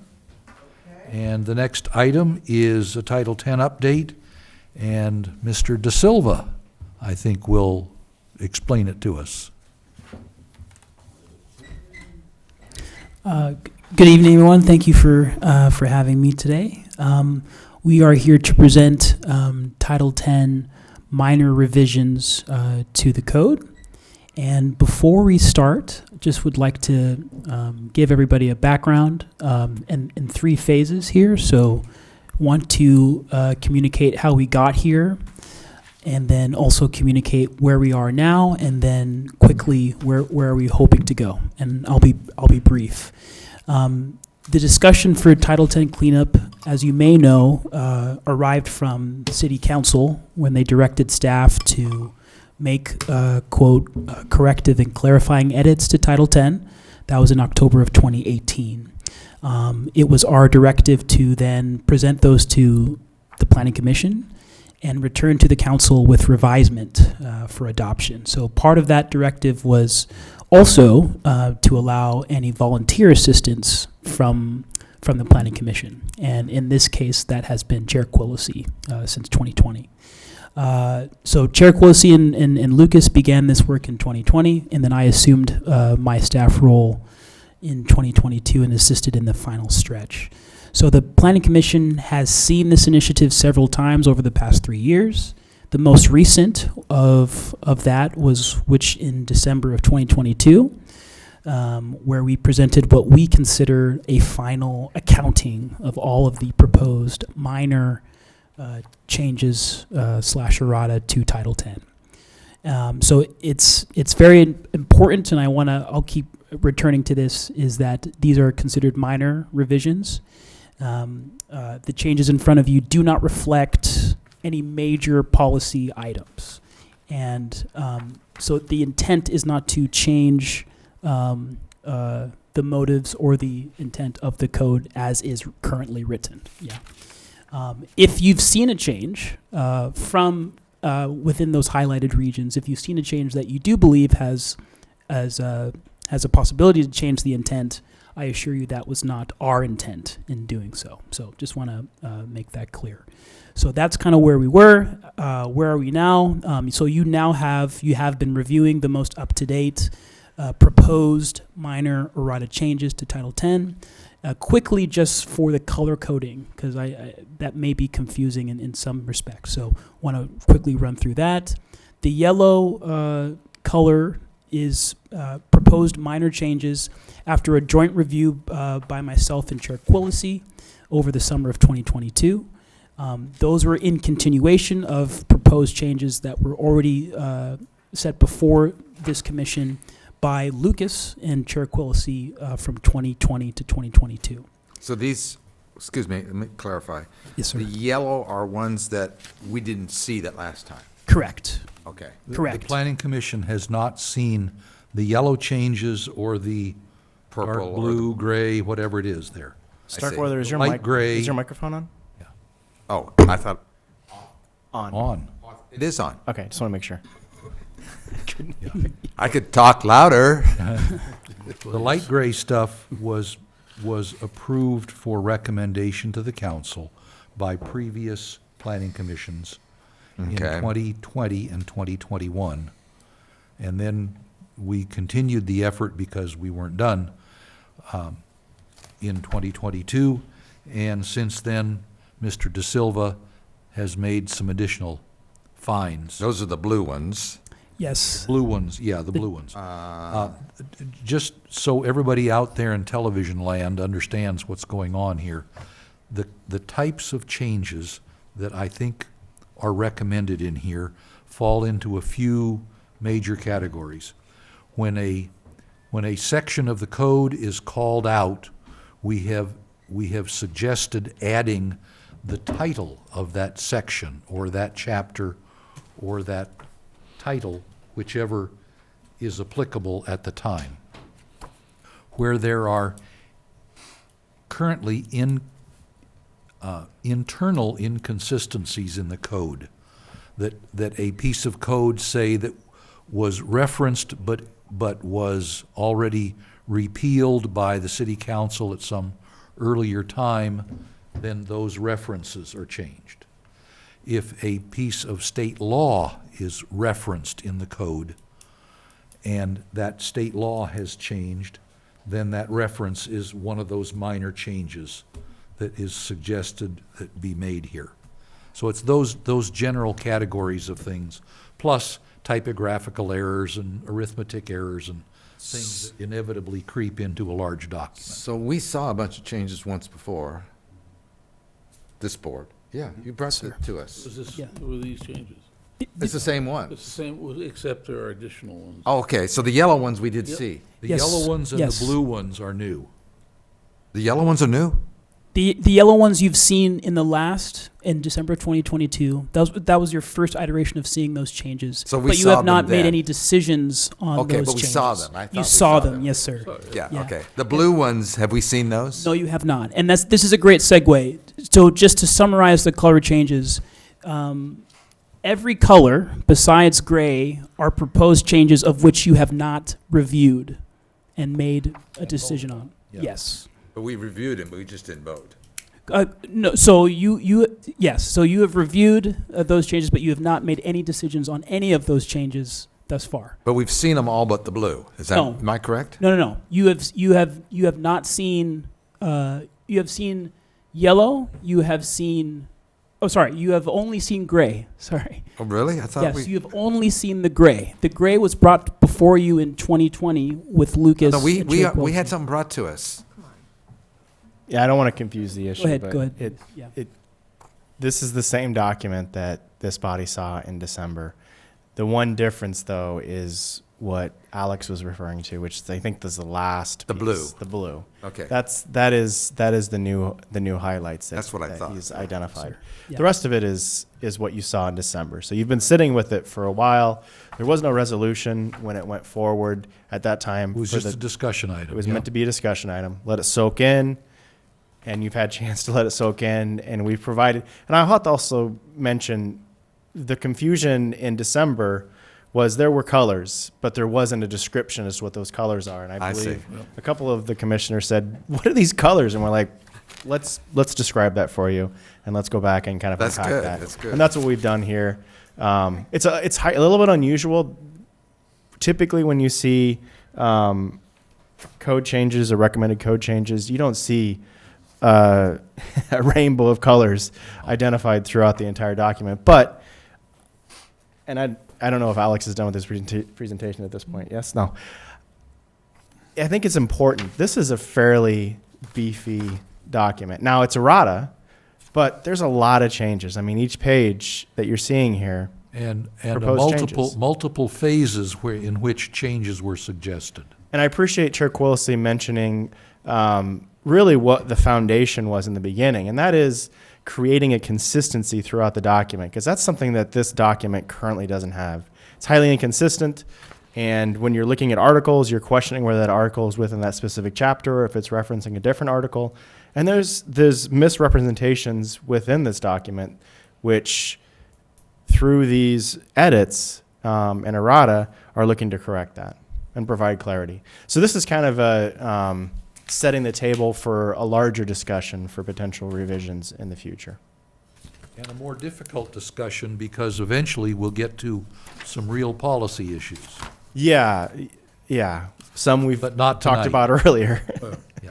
Certainly. Go ahead. I had a question about the blue, because that's the ones you did.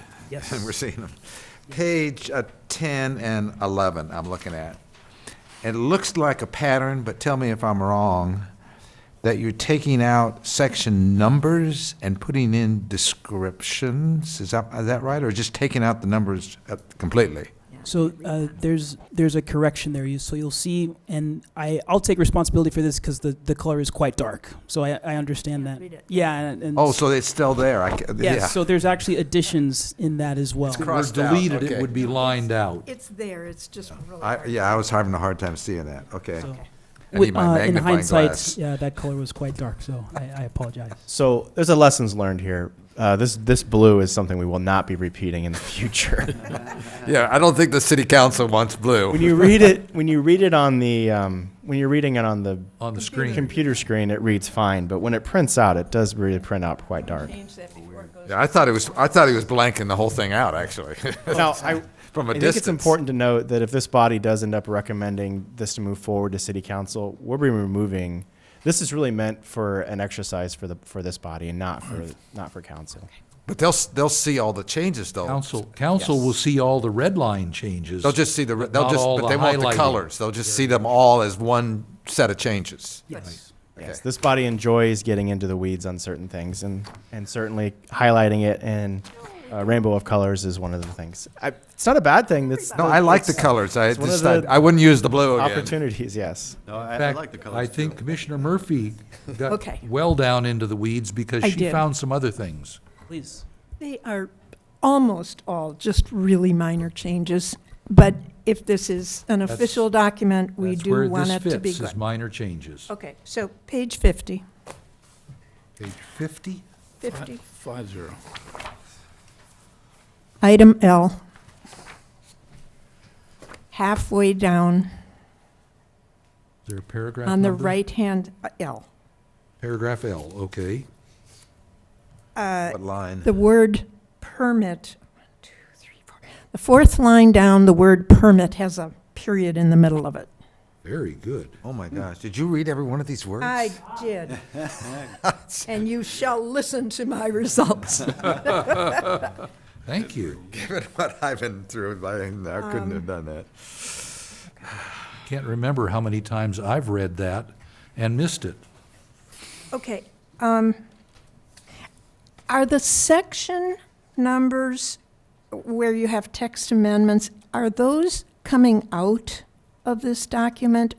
Because there's a duplication of one, and page 129, section 65 and 66. I don't know why those are both there.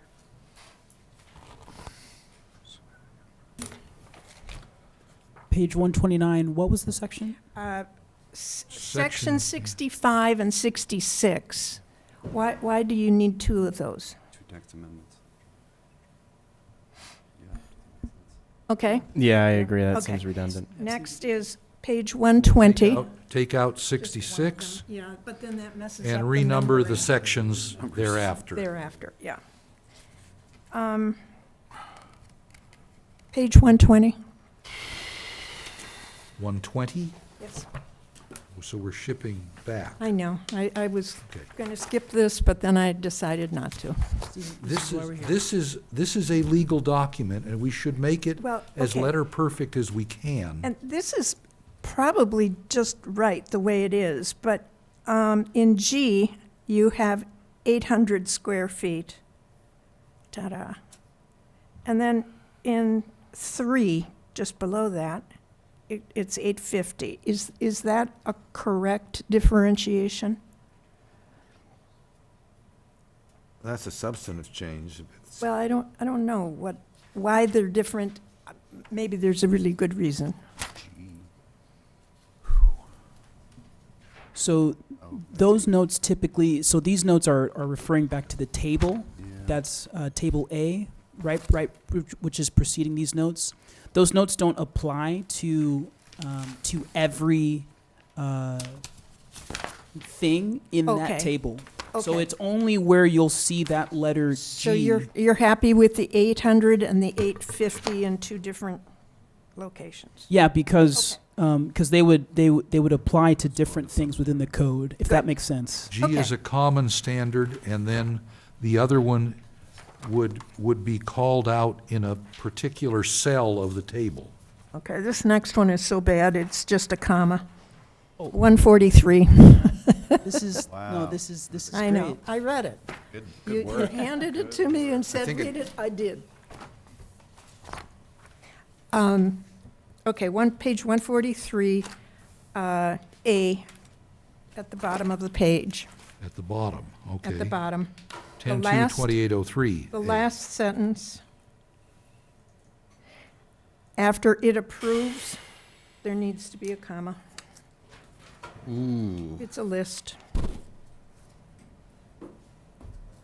Well, Probably should be a comma after conditionally approves as well. No, because No? you've got an or there, so it's Okay. just that first one that needs a comma. Very good. Okay, page 154. 156, did you say? 154. 154. This is just a question. In B, in the middle of the page, Large capital B, yes, okay.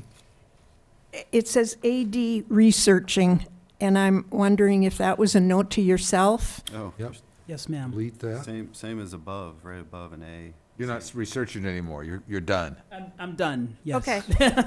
Okay, we can clean that up then. Thank Same in A. Yeah, same in A. Okay. Yeah.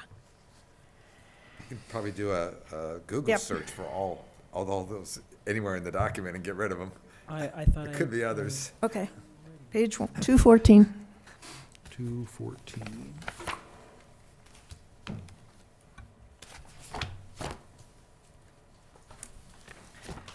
C, This is now Exhibit 1. page 214, Exhibit 1, yeah. Okay.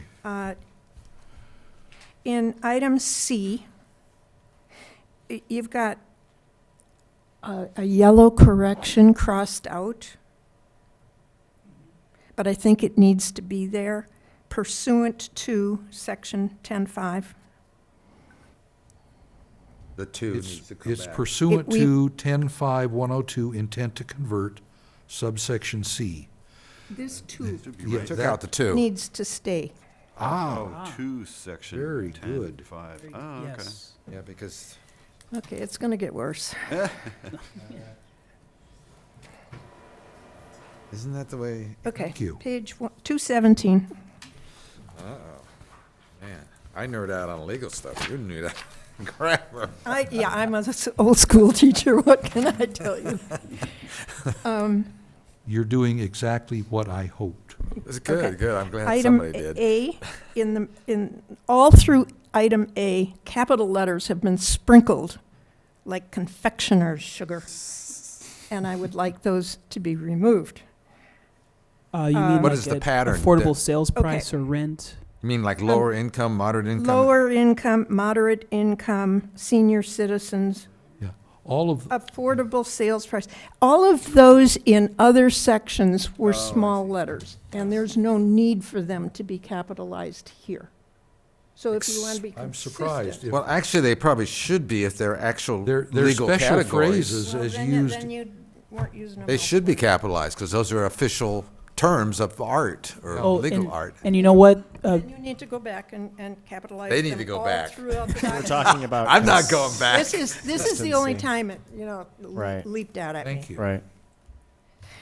And in fact, in that parentheses, it says, typically, they try to capitalize anything that's defined. You can see That in makes that sense. paragraph that those two terms are considered definable terms. So In you other can- places, Okay. they aren't. Okay. Just saying. Okay. Absolutely right. So- Electronic search will fix You it. can do electronic search of all your definitions and make sure they're all capitalized the same way. Okay. Maybe. Maybe. Page 220. First line. First, in the middle of that sentence, it says acts. I think it was meant to be are. Didn't you know that was a certain way of speaking? The use ax? No. No. Use ax bin? I would question the next word. It says appropriate, and I'm just wondering if allowed might be. Wait a minute.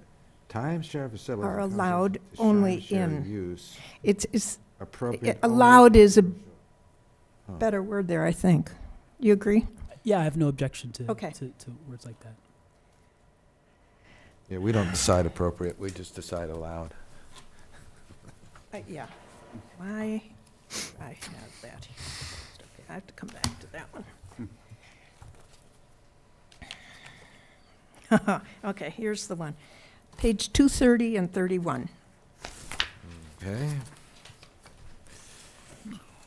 I would like to draw your attention to section 10-1303, and on the next page, section 10-1304.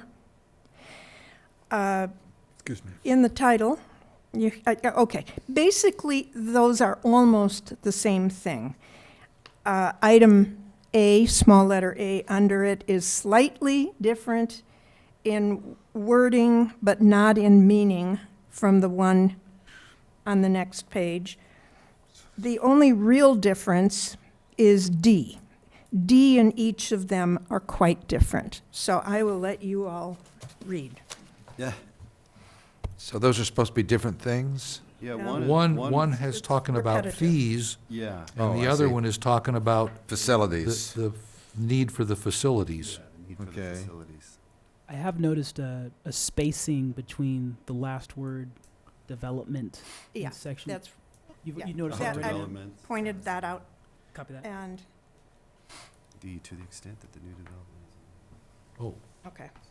that's on 230. There's an unintended space there. Yes. Okay? Does it make sense to repeat all of those verbatim? In terms of making a, 03 and 04?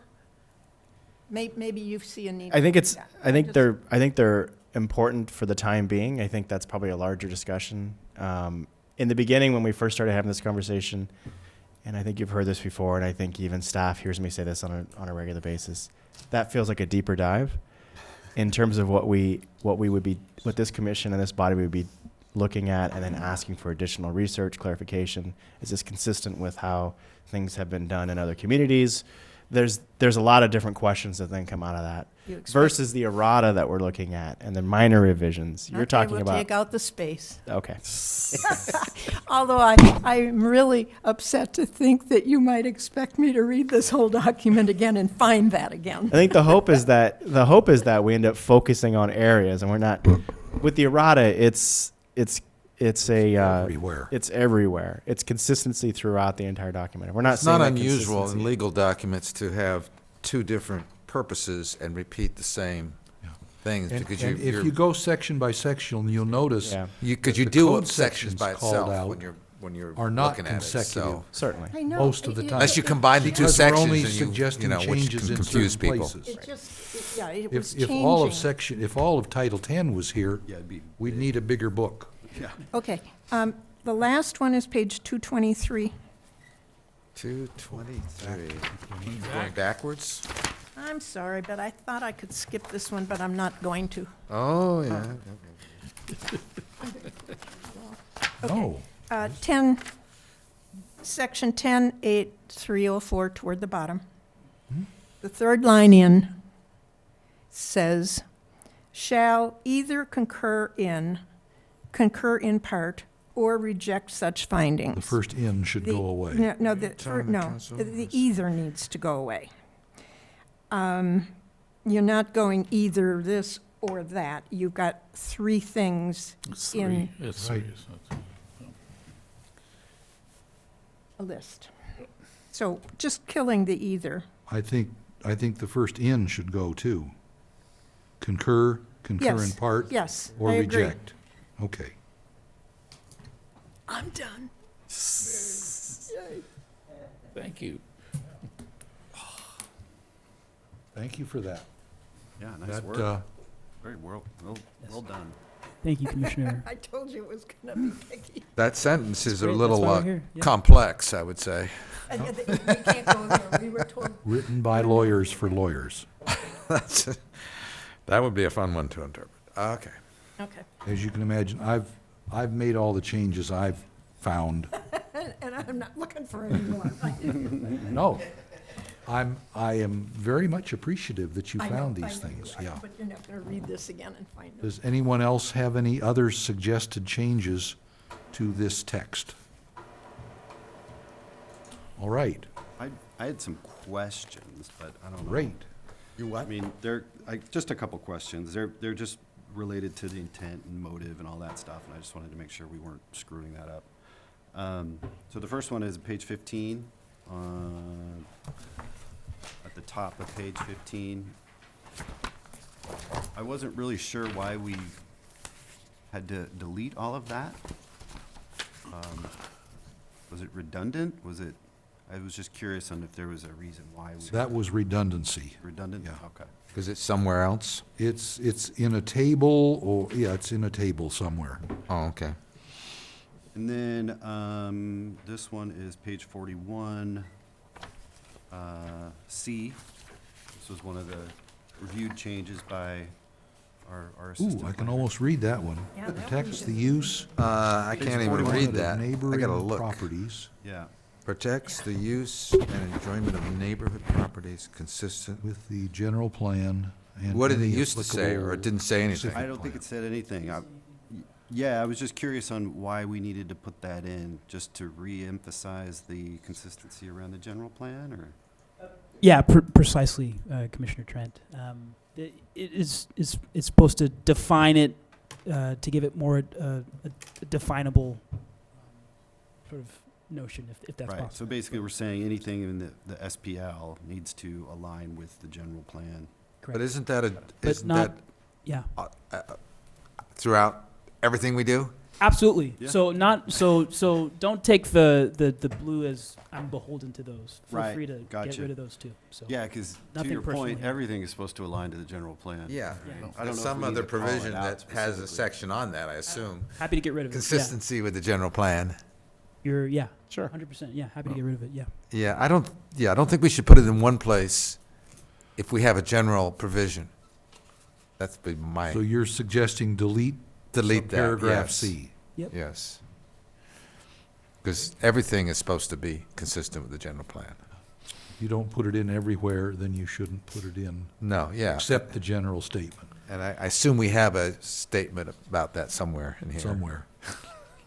And then the next one, I think I know why we put this in here, but I just wanted to get clarity. Page number? Page number 159.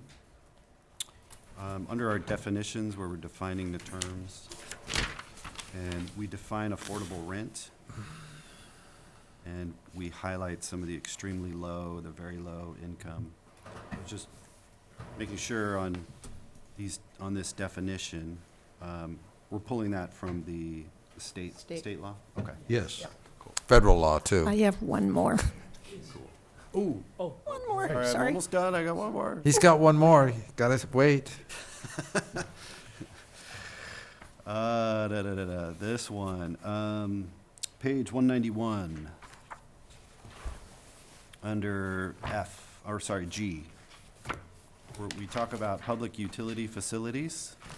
It's, again, another definition, the definition of public utility facilities. Yeah, We outlined some of the examples. And then the final one is stormwater collection. And is that a facility?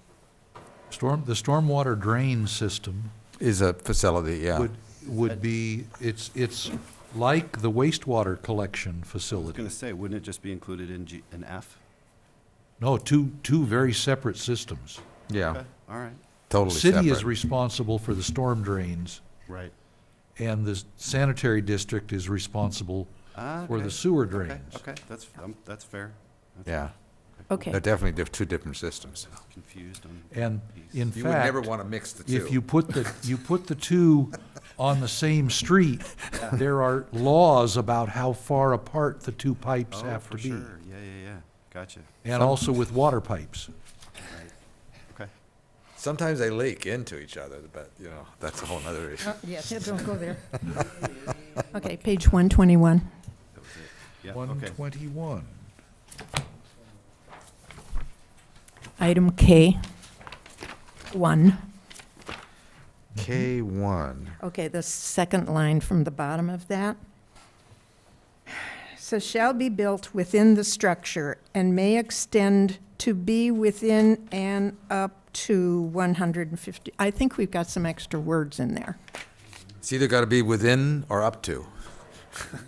They don't mean the same thing. Within and up to, yeah, that's a lot. It might be a typo. It might be Extend and. Yeah, I think within "an" Yeah. should come out. Okay. To be up to, okay. So there, I know in other places in the code, there's the notion of using within and or up to. I know there's other places in the code that Within kind of use that as a way of saying And or either you or- know, yeah. Oh, What be would you mean in within? that case? What would be an example? So yeah, a JADU where it's saying that it has to be basically yeah, any JADU. "And" can stay, within has to come out. Okay. Yeah, I mean, It says built within the structure and may extend to be an up to 150 square foot addition to the And structure. up to, I still don't like So- and. It's just. Just take out within? Does that work for you? And. The and is like, We just got to make sure it's clear. Shall Yeah. be built within the, and may Within the extend to structure be or within. to make a 150 square foot addition to the structure. Is there an or that would work in there? To Yeah. be within? so I would or say up to? may. Instead of Here's- and, you could say or? yeah, the provision within the government code section allows for an addition of up to 150 square feet for just- junior ADUs. Why not That's- just I think extend that's to where- and take all the up to and stuff out? Yeah, I May think, extend to 150 Oh. feet. And may include an up to 150 square foot. Something, Fewer Does that words work is for you? better. it does seem a little clunky, I agree. Yeah. yeah. How about if we take extend to be within and Extend to Take- be up to 150. Exactly. Yeah, the within I- doesn't Extend apply. bothers me. Within is Yeah. But it- confusing. Yeah, any junior accessory dwelling unit shall be built within the structure and may include Up to Wait a 100. minute. an up to 150 square foot addition. So I would suggest take out extend to be within. Yes. And also, No, No.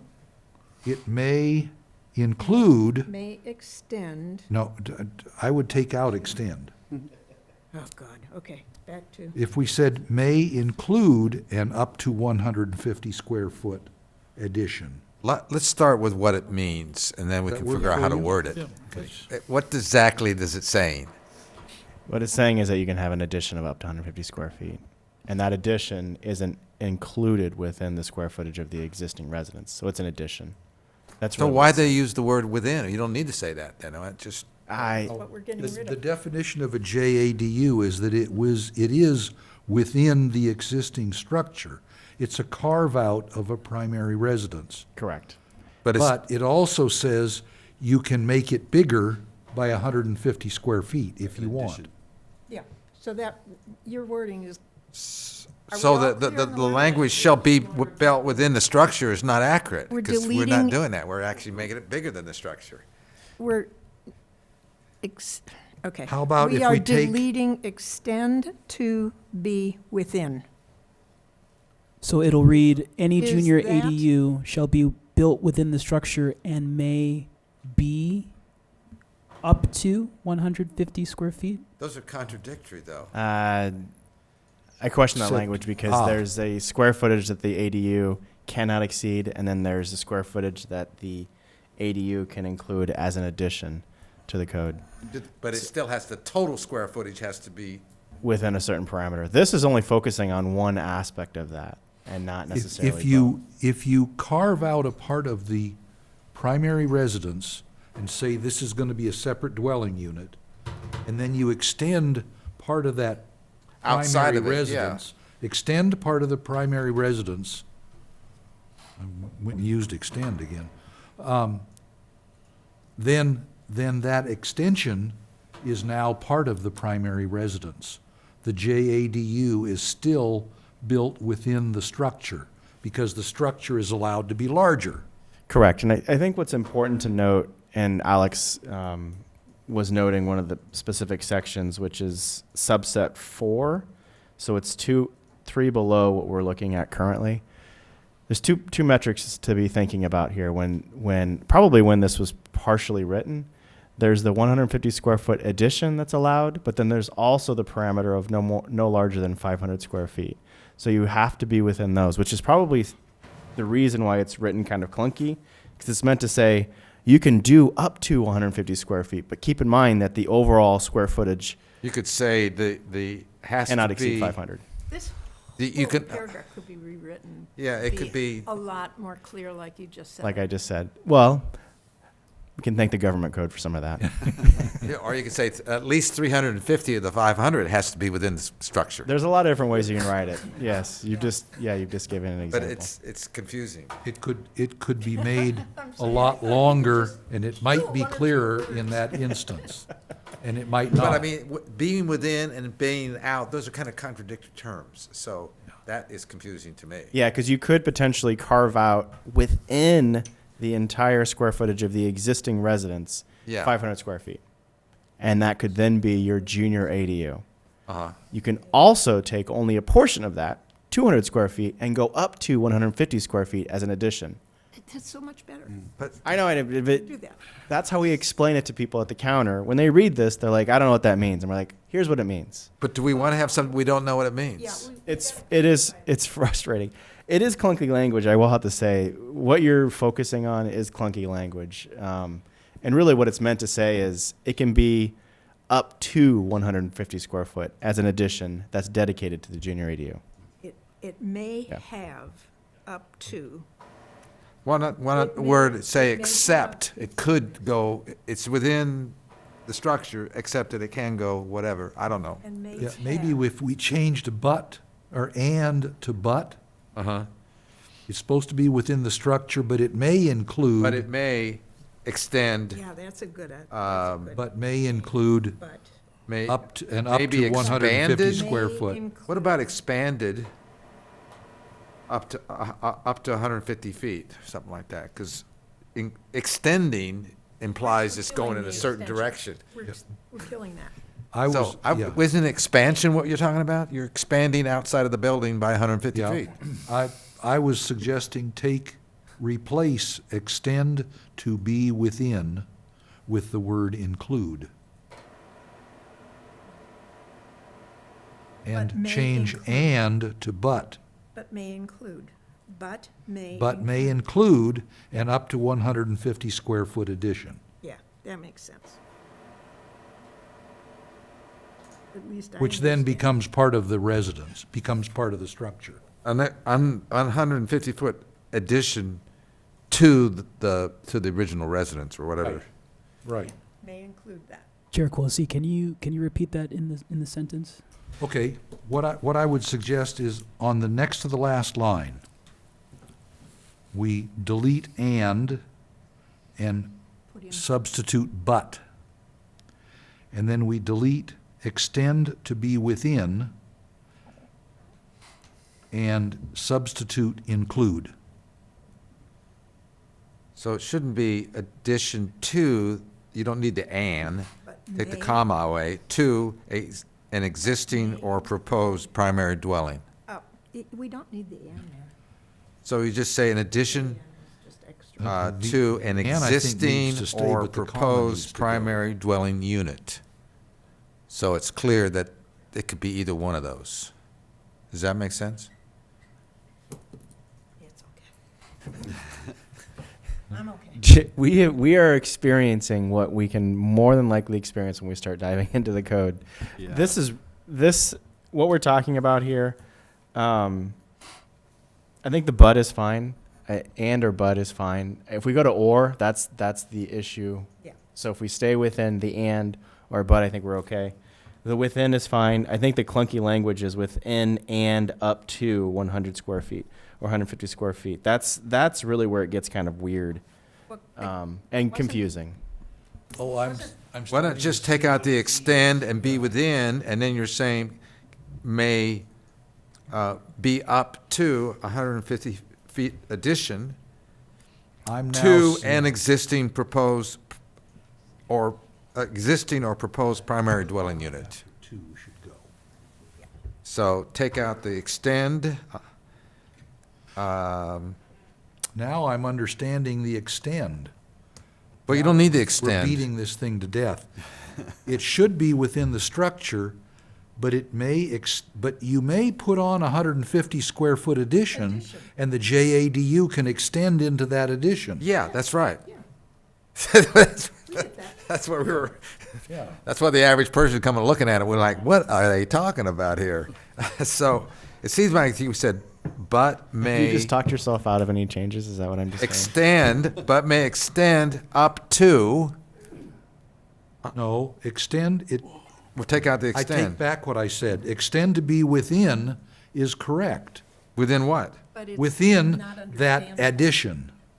without a half-hour extra. Within, wait a minute. No. Why do we write code? Within 100, okay, take up to and, okay, say within 100, extend within? You don't extend within something. That's why I said in. Well, I would I like to include better. to kind of feed off of what Chair Quillisi said. Yes, you do, because the addition itself is just an addition until you apply and kind of carve out that it's only for the junior ADU. It's not an addition. Like a garage. It's and that's why when you use the word addition, I get where now you're starting to see the clarity. When there's a purpose to the extend, I guess, to a certain degree. It's like converting a garage. The JADU can extend into an addition if you choose to make an addition Yeah, Yes. of a limited size. but it doesn't say into an addition, but anyway. The most important thing is that the whole thing can't go over 500 feet, and I don't Well, see it. actually, it does say addition to an existing proposed primary dwelling unit. So the addition is there. It's funny when you start reading it over and over again. Yeah, you lose It it. gets Yeah. all jarbled. Yeah. Well, maybe we ought to add another phrase in there. But just what's wrong with To extending to satisfy 100 that- feet? That desire for clarity. If we said any junior accessory dwelling unit which shall be limited to 500 square feet, Yes. shall be built within the structure, but may include an up to 150 square foot addition to the There you structure. go, that Perfect. makes sense. That's clear. Perfect. Yeah, Well, hold on. Now say it again. Okay. hear it. After junior additional accessory dwelling unit, I would say which shall be, and this is a repeat of something that's in a table somewhere, but it clarifies this paragraph, which shall be limited to 500 square feet. Well, we've already got that somewhere else. I don't know if you need to. It's somewhere in a Good- table. good- Yeah, it's good to It's call it out. somewhere in a No, table. it's actually referenced. If you look Then- at number 4, it's Forrest got it in there. Set that specifically off. states it. Yeah. Oh, there it is. It's right there, it's in there. Read it. So it's So really you don't close. need that.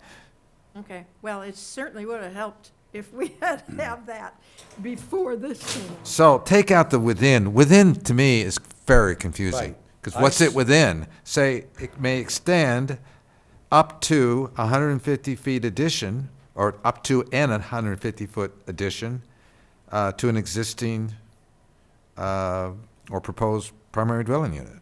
That's why I suggested replacing extend to be within. Take that part out. Include. That's fine, yeah, but the within is very confusing. Yeah, so. Because what's it within? So get rid of it. Yeah. Okay, Is that, man. That makes sense, but can you do it? Can you say it one more time? sure. Yeah. That last sentence, Okay.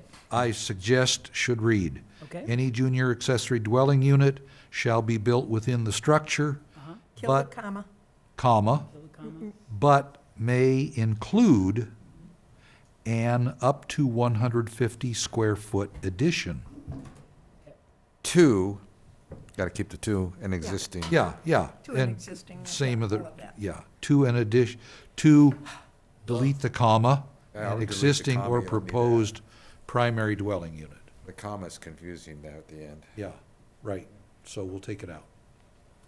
Got that? Yes. We've got it. Super. Okay. All right. I got one more little thing. All right. Mr. Chair, Oh. point of order. Oh. When does the public get to speak? My understanding is that after the commissioners ask questions, the public speaks. You didn't sign up, did you? Oh, he did sign up. Yeah. Come on up. I'm sorry, Bill. I have a 2 and I have a 3. This is 2. Would you like to speak on 2? Yes. I would like to speak on two. All right, let's, Can I do my question after he speaks? Yeah. of course. Okay, Sure, then yeah. we're good. Come on up. We're opening the public hearing in the middle Yes, of our we're opening the deliberations. public hearing. All good. Should have opened it earlier, and because what we're doing is deliberation. Getting late. Well, I would say to a certain degree, they were questions. They were But it did questions of mold- staff. What does did this mold into mean? deliberation. So on. Bill Miley, whatever you're doing, it was good. So I too looked over the several hundred pages of this section of Title 10. So this is for the public, which has been reviewed and edited. I would assume it's being cleaned up and made more easily indexed. It's been a massive job, and I want to compliment the staff, the commissioners, Chair Quillisi, because I know you worked really hard on this, and others for their energy and effort. I did notice one key issue, though, and it's on page 232, in lieu parking payment. The title of the section is 232. 232, payment of fee. Oh, payment of fee. It says, only the council can waive such. Agree with that? I'm sorry, say that again? This is in 10-1306. That's right, payment of fee near the bottom, third line before the end, says for sufficient cause, the council may waive the fee required of this section pursuant to da-dum-da-dum. It's not a change. Now, this is what I remember. In the past planning commission meeting, the commission waived the fee for a business downtown, which was close to $100,000. Is this now a change? Can I be right in assuming in the future, no planning commission can waive the in lieu parking fee? Because it was done in the past, and I didn't like what they did. I think you're right. We could recommend it certainly, but like, apparently we can't. What do you mean recommend? Well, we It can says recommend it can't be anything. done. It We says could only the council can waive it. Okay, we could recommend to the council to waive something, just like we recommend anything. But we can't do it ourselves, apparently. I want, I don't want to dive into because I know which one Mr. Miley, I know which one project you're talking about specifically. I think we all know in this room. I was part of it. Yeah. Right.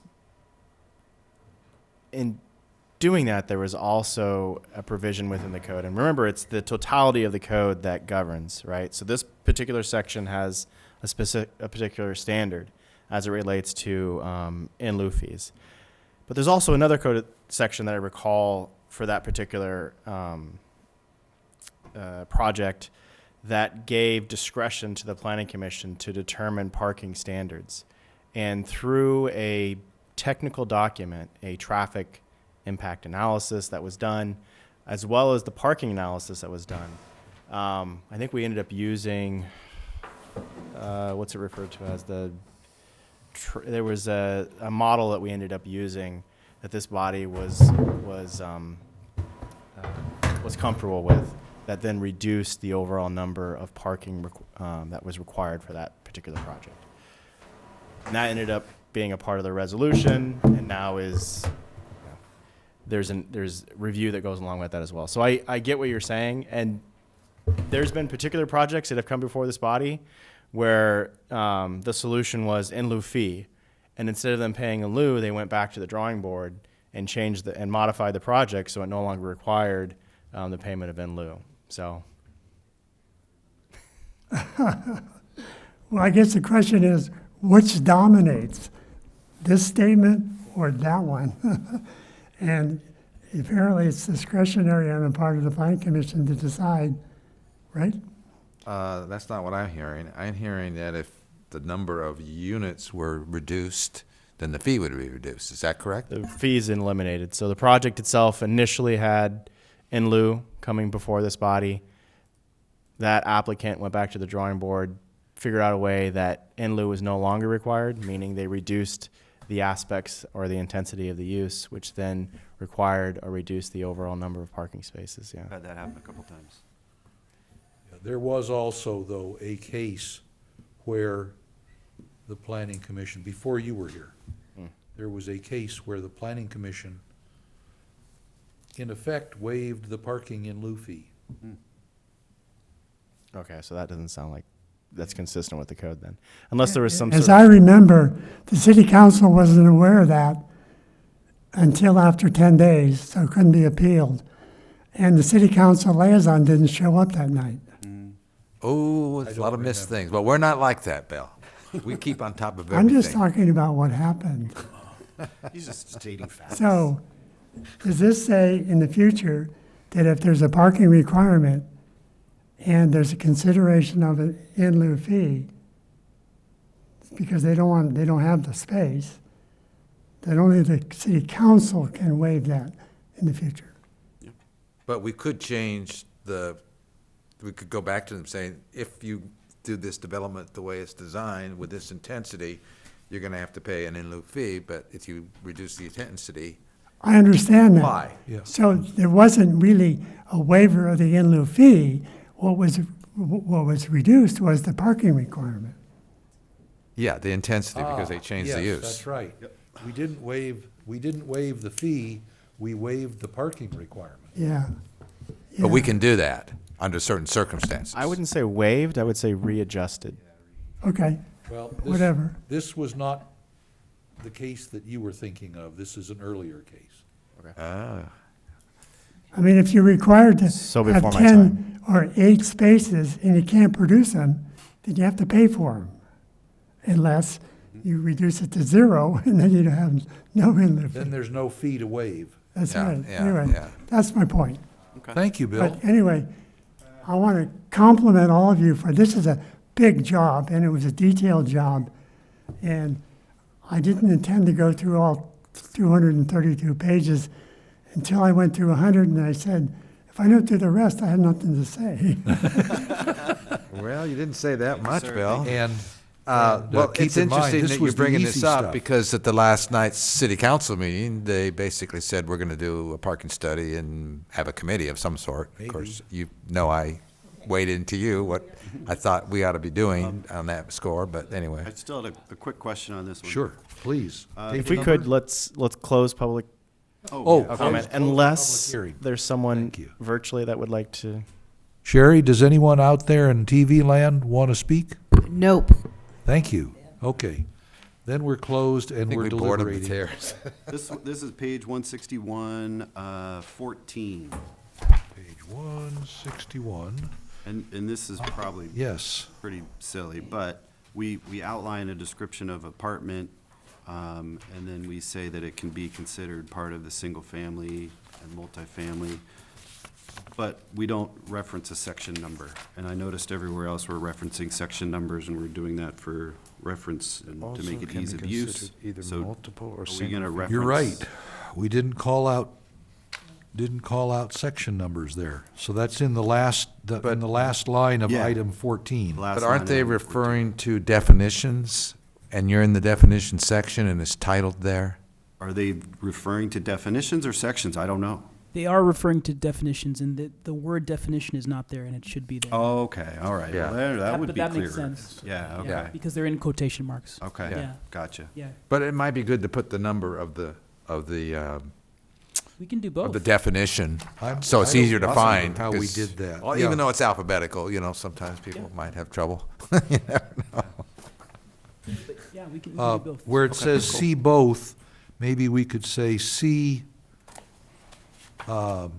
Definitions for. 10-2.3602. Yeah, there you go. For definitions. I think it's better to put, I think they should put what definition you're referring to, rather than just numbers. Well, No, both. I think 10-2-3602 is where all the well, no, it's where most of the definitions are. Yeah. But if we said see section 10-2-3602, and it should have a title, for definitions of multifamily dwellings and single-family dwelling. Oh, That- 2A, you gotta get it all in there. For The Well, no, it's definitions are not. under A. It's not 3602A. It's 3602A Well, there's numbers on M them.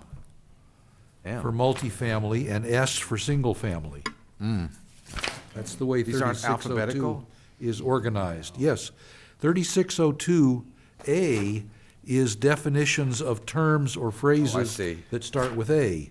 3602M would be where you would find multifamily dwellings, I see. So you and should, so on. Cool. All right, that was it. anyway, however you want to number them, so we can find them, it's fine. That's a good catch to make it clearer, that this was That's the whole intent. This was the real purpose of going through this, so that someone that comes to the desk Right. can be handed the code and can read it and make sense of it. Yeah. So Jamie and I haven't caught online. anything yet. Also What are we online, gonna do?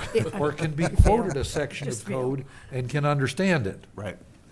What do we do with this, Lucas? Okay.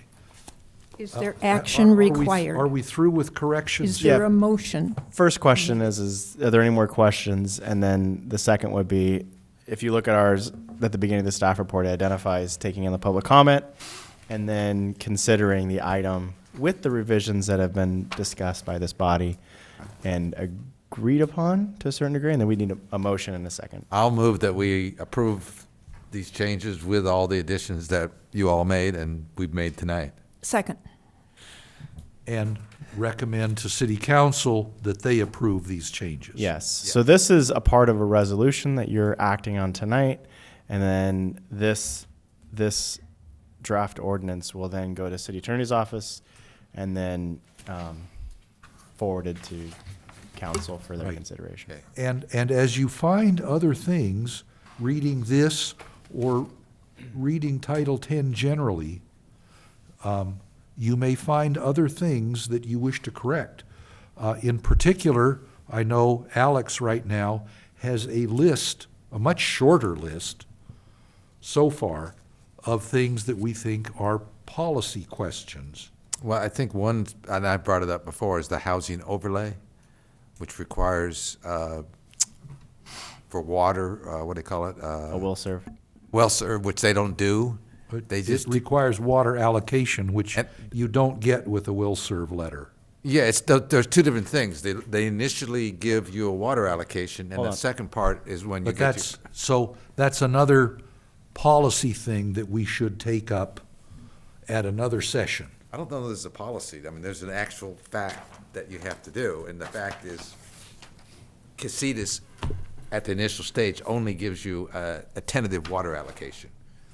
And I'm then not after. even sure they do that. No, well, they did it for We're Cabrillo. debating. I think it's important that if that is one of the policy points that we focus on in the future, that we do a deeper dive. Someone's keeping Okay. a tally, I think, Yep. tonight. So that's maybe the fourth I time I've would said it. I would invite all of the commissioners, now that you've seen how big this is, just kind of go through it, and maybe it would be appropriate for Alex even to provide us with a list of the policy questions that we've found so far, and invite commissioners to add to the list that we can take up at that deeper dive session.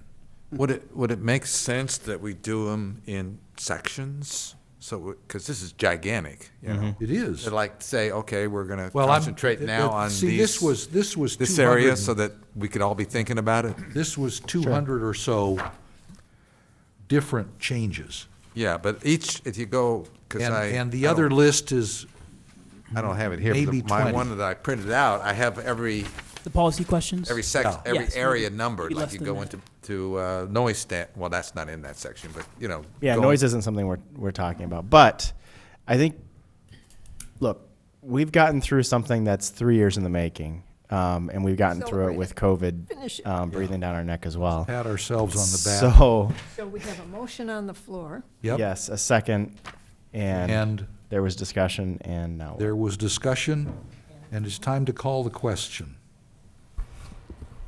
You ready? Any more discussion? Nope. Great. Sherry, would you take a roll call on item 2, please? Chair Quilisi? Yes. Vice Chair Bennett? Yes. Commissioner Trent? Yes. Commissioner Murphy? Yes. Commissioner Starkweather? Yes. Terrific. Well, that was a struggle. Wait till Always we is. get to the policy questions. We whipped through that actually a lot faster than on. Yeah. All right, That's true. next is item 3, future agenda items.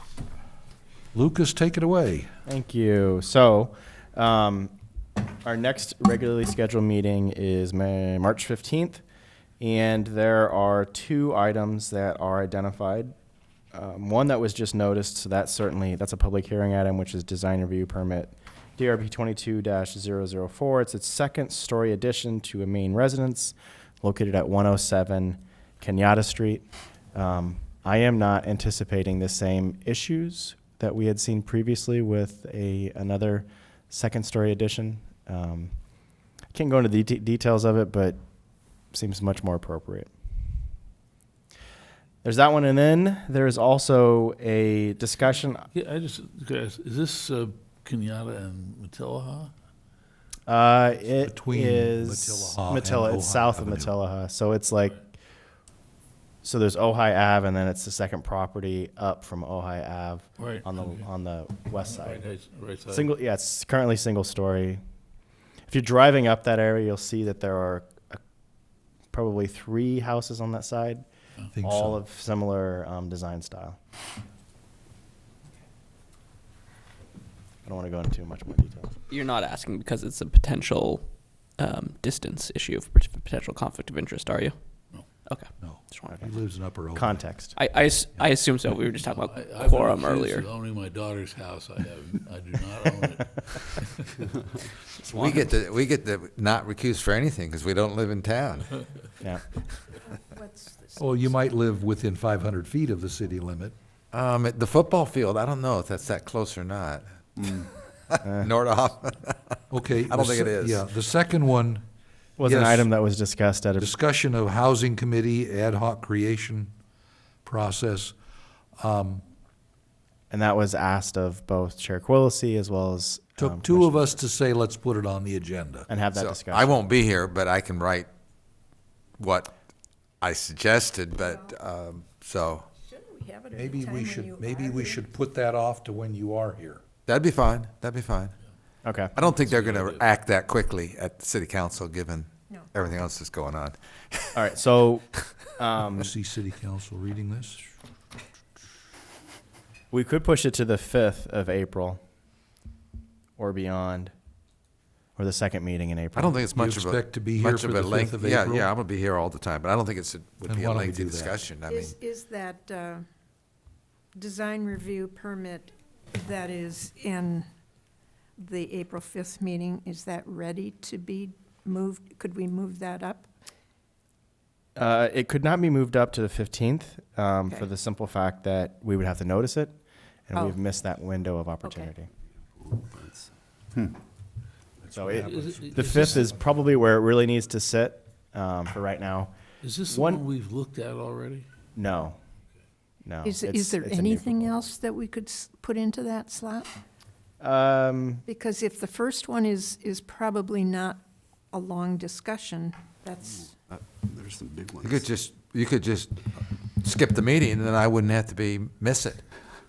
And just move that back to the next one, so if we're not gonna have enough business. move the here's the whole thing to important the here's the next one. important piece I think I want to just message to this body, and that is anytime that there's a two-story before this body, it's never a short meeting. So you can expect a lengthy discussion. We've already heard from some of the neighbors on it, Oh, okay. so I can expect that they'll be here as well. Okay. So it won't be a short meeting, but I think it'll be a well-rounded discussion. You know what I Just find with one item. frustrating about the second story issue is the issue of consistency with the neighborhood. I mean, all those subjective sorts of things we have to look at. It just seems It's really difficult. difficult for us to have to, I mean, as someone pointed out, in one of those neighborhoods, there were a number of houses that had been changed style-wise, but they weren't second stories, so we didn't factor those in. But I don't know, it just seems like really something that I don't really feel comfortable deciding for a neighborhood, that kind of thing. But anyway, we're stuck with it, I guess. Understood. What we're for. You can abstain, but it's our duty as a commission. No, to I consider don't have the to do it. cases. I've got to figure out what that means, but I'm not sure we. For March 15th, could I get a head count on so Commissioner Stark, whether you are not going to be here? Yep. Is there anybody else that Trent. is not? I will okay, not so be here. Trent will not be Yes. here So you have three. Let me just Oh, confirm that. either. oh, Three. that's okay then, because we'll still have two in the city. Yeah, yeah. Is anybody within 500 feet of Kenyatta, of 107 Kenyatta? No, right? Bennett, obviously no. You're well beyond, I'm and well you're up off beyond, of. and I'm not So we're even okay close there to- as well. I'm not close to the El Paseo Okay. property either, not 500 feet There anyway. are only three of us are really even more strong, I think we need to Whoa. postpone the housing committee. I Okay. can't hear you, Commissioner Murphy. Some feedback. Oh. Yeah. Oops. I would There you- even more strongly urge the council to, commission to postpone the discussion of housing committee. If there are only going to be three of us here on the March 15th, let's hold it to the. Yeah, so it was this second body story. that had asked for it on the 15th. So if we move it to the April 5th meeting, By me. okay? No problem, obviously. I'm not going to be here. Yeah, I think. The other that'd be ones, great. so All right, I'm that's going to be a watching the consensus. tennis match. And then can I make a proposal for a new agenda item? Would that be possible? And then I'll have to get someone else to, I need a I second. need a second. What is it? Convince us. Well, it's something that we've talked about many, many times. Parking discussion, similar to housing, where we talk about, we can make a recommendation to city council about our recommendations for parking, because they're obviously going to come up with something as well. I So, would like us to look at it as a group. okay. Okay, so if the creation process in this case is for housing, you're suggesting we add the parking ad No, I hoc? want it as a separate item from housing. Separate. Yeah. Well, Same principle. words, It's but the a same different topic. concept. Correct, yeah. I want to talk about the creation process for some code changes to our parking. So use that's other what I wrote cities as to you examples. about. So Today. it requires two Two, so I. Two commissioners. I'll agree. Okay. Okay, so we got three. Okay, cool. Yeah. We had two commissioners previously on ad hoc committees on each of those topics, and we stopped because there's a new council. Correct. But the new council is considering creating They're looking at committees, something, too. but they never mentioned the planning commission. No, nor who would be on the committees. Yeah, they were, nor- They're just yeah, talking it was about very, Yeah, they're just talking but I about it. think we ought to take a stand, I gotta guess, move might be. forward. Get in their face. We just We need should to move just forward stand. with something. We Yes, Well, feel I a mean- duty to provide them with our professional judgment. absolutely, 100%. We're the body, we're more than the city council, we know more about both those issues in terms of how it fits with our code, because we deal with them all the time. I mean, you think of Especially them with that the way. new council. I won't comment on that. No, these are people that are just getting into That's the true. process. Yeah, that's true. They've got a lot of other things to worry about. Like, Yeah, they gotta go to Okay, court. so Unnamed things. since I have Commissioner Trent and I have Commissioner Starkweather that Yes. have asked for this to be placed on a future agenda, could I ask for a date when that would be placed on a future agenda? I mean, I think it should be the same date as the housing. The April 5th? If you're going to discuss. Yeah, they're not that long. Of this. yeah. Now, hold on. You made that statement the last time regarding housing, and I cautioned this body. Yeah. None of our items are short. I think the only time that I've ever seen that in the time that I've been here was a lot line adjustment a couple meetings ago, and that was That was a good one. We're just talking about the structuring a committee. We're not talking about how, correct. Okay, so as long as we keep within certain parameters, I think Yeah, it can we're be. not gonna talk about how we're gonna. Talk about a change common parking. process for setting things up Yeah, Yes. common creation with process. regard to two different topics. Yes, Okay. we're just talking about, Well, then there you go. That's how if it's structured. I think there's a lot. yes. Do that on the that's- 5th of April. Yeah. 5th of April for both of them. Okay. Yeah. Cool, perfect.